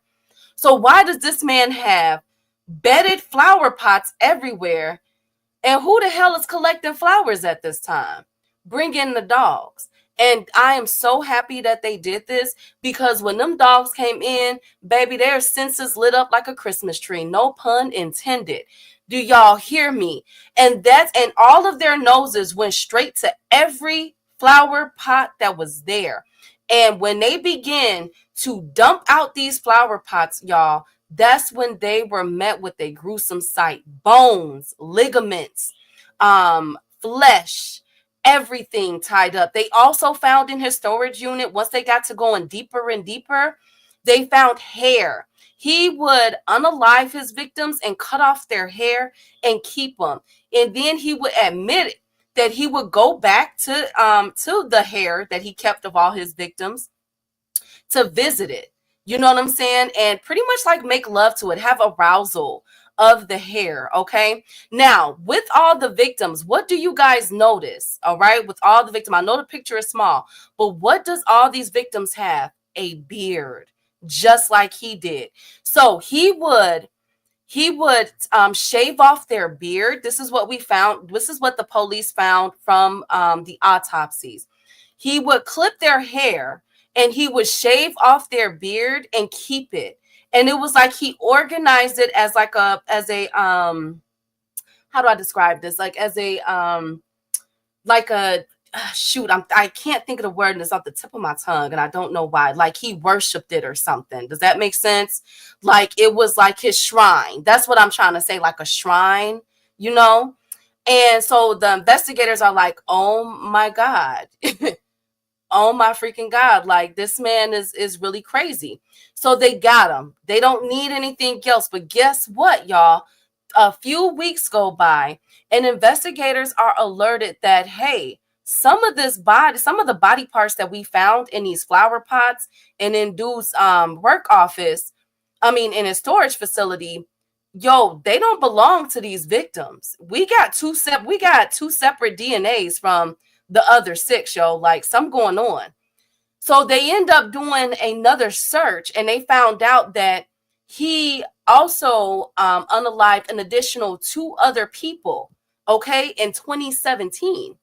So that brings his total body count to 8 that they know of.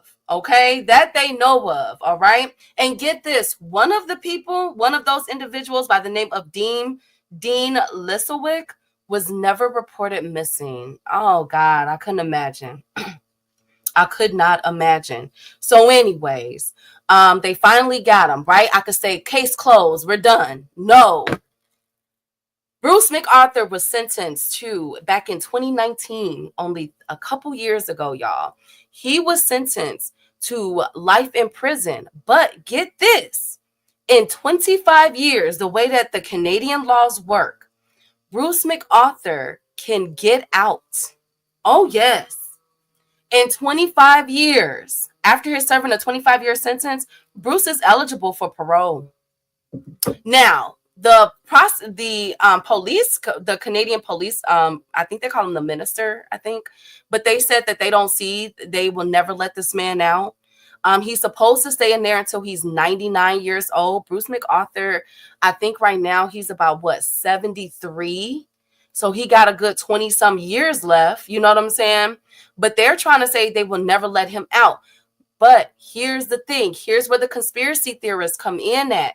Okay, because this made major headline news overseas, not in America, unfortunately, because they were able to find an underground network, finally, that linked cannibals, people for trafficking, all of this. They were finally able to, finally see these chats and what these people were talking about and what these people were admitting to doing the crimes. And so a lot of people think that this goes deeper because remember I said, what will make them shut down Project Houston after one person? Who gave that? So a lot of folks think that they have a theory that there's some people all the way at the top that's really involved in this to get a whole investigation in Canada shut down. Not to mention, remember I said they only have 8 victims. They only charged him with 8 victims as of now. Now, what investigators have recently came out and stated was that they are going to look at him being a salesperson. Remember I said when he first didn't come out the closet, he was working as a salesperson when he was married to his wife. Remember? Well, they are now going back into the 80s and they're realizing that some of the people that went missing back then, some of the Black and brown people that was missing back then, guess who was selling stuff along that route? Bruce McArthur. So in the next couple years, do not be surprised if I come out and say, hey, y'all, he got another body. Okay. Because for me, I suspect up to 15 to 20 because a guy just don't start in their 50s and all of that. You know what I'm saying? Later in life, he was doing something. You ain't just fly underneath the radar and get ballsy enough in 2001 and hit somebody and walk away. Nah, bruh. And that man wasn't even your type. Your target is Black and brown men, not white men. Okay. Now, another theory, okay, is remember that Luke guy with the don't F with cats who was torturing cats and everything? Well, get this. One of his victims or his victim, I think her name was Jen, I think I want to say. But Luke, what he did to his victim was after he unalived her, he cut her up, he ate her, and then he mailed her body parts to her school officials and to people in political office. Don't at me at that. That's a fact. That's how sick Luke was. All right. Now, some people feel like, okay, now hear me out with this, y'all. Okay. Because remember, they caught Luke. They caught James, but James said it was a fantasy, so they ain't had nothing on him. But here's the thing. Who the hell alerted James? And how did Luke know? Because if you watch Don't F With Cats, how did Luke know at that time to begin to move around? Who remembers that documentary, Don't F With Cats on Netflix? Who remembers? Who remembers that documentary? Luke wasn't in the, if I'm not mistaken, Luke wasn't in the same location. Who remembers that? Remember they were trying, the cat investigators were trying to like locate the backgrounds. And they like, damn, where this background going? You know what I'm saying? Where can we find this background at? Remember that?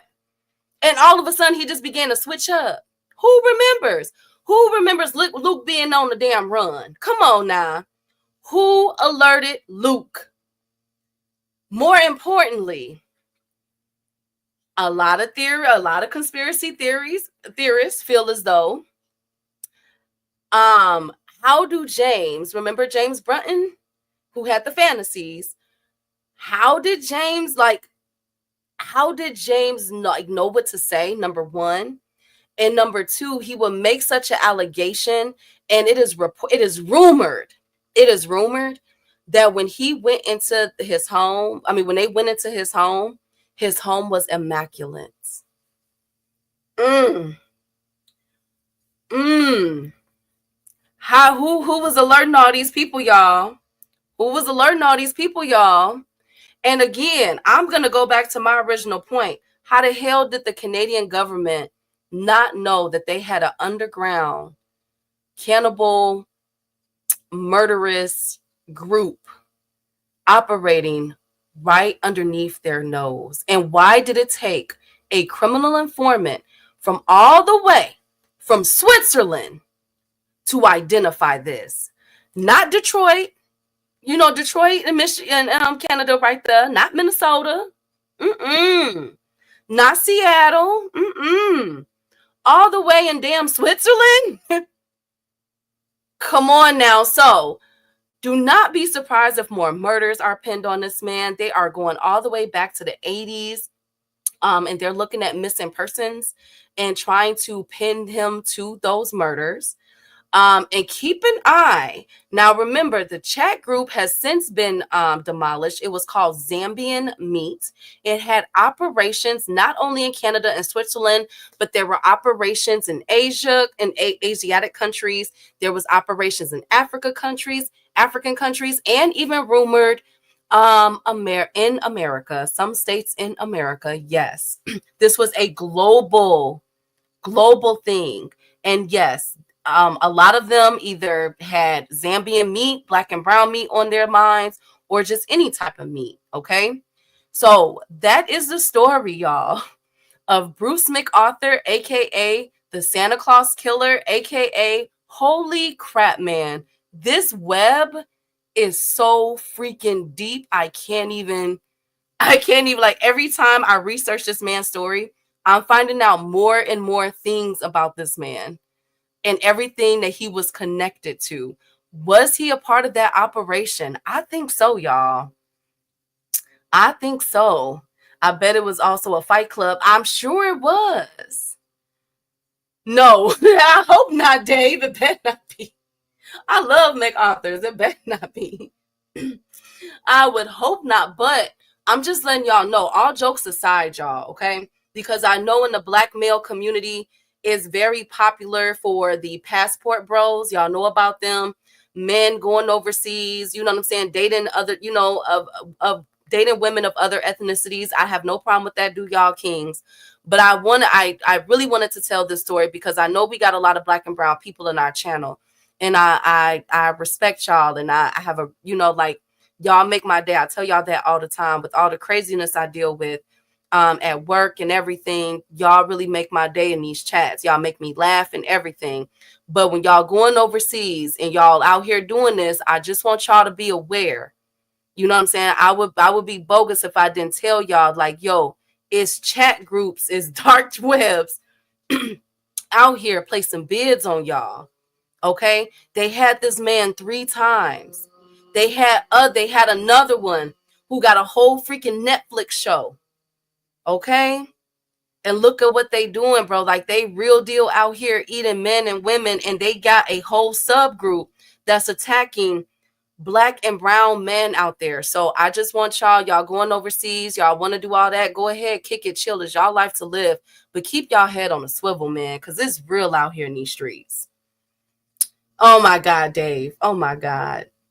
Hi. Thank you guys so much. You probably need a chiropractor right now. You know what I'm saying? Exactly, all things. Stay classy, FB. Nah, they eating everybody. They eating everybody. they eating everybody. What do say? Hide your wife, hide your kids. They eating everybody. Okay? They just want black and brown. It's called Zambian meat. That's what the group was called. Come on now, y'all. That should let y'all know, bruh. They eating everybody, man. Like, y'all better be careful out here in these streets. And that goes for the queens too, man. The beautiful queens out there. Luke, his was women. Okay, he unalived the woman and ate her.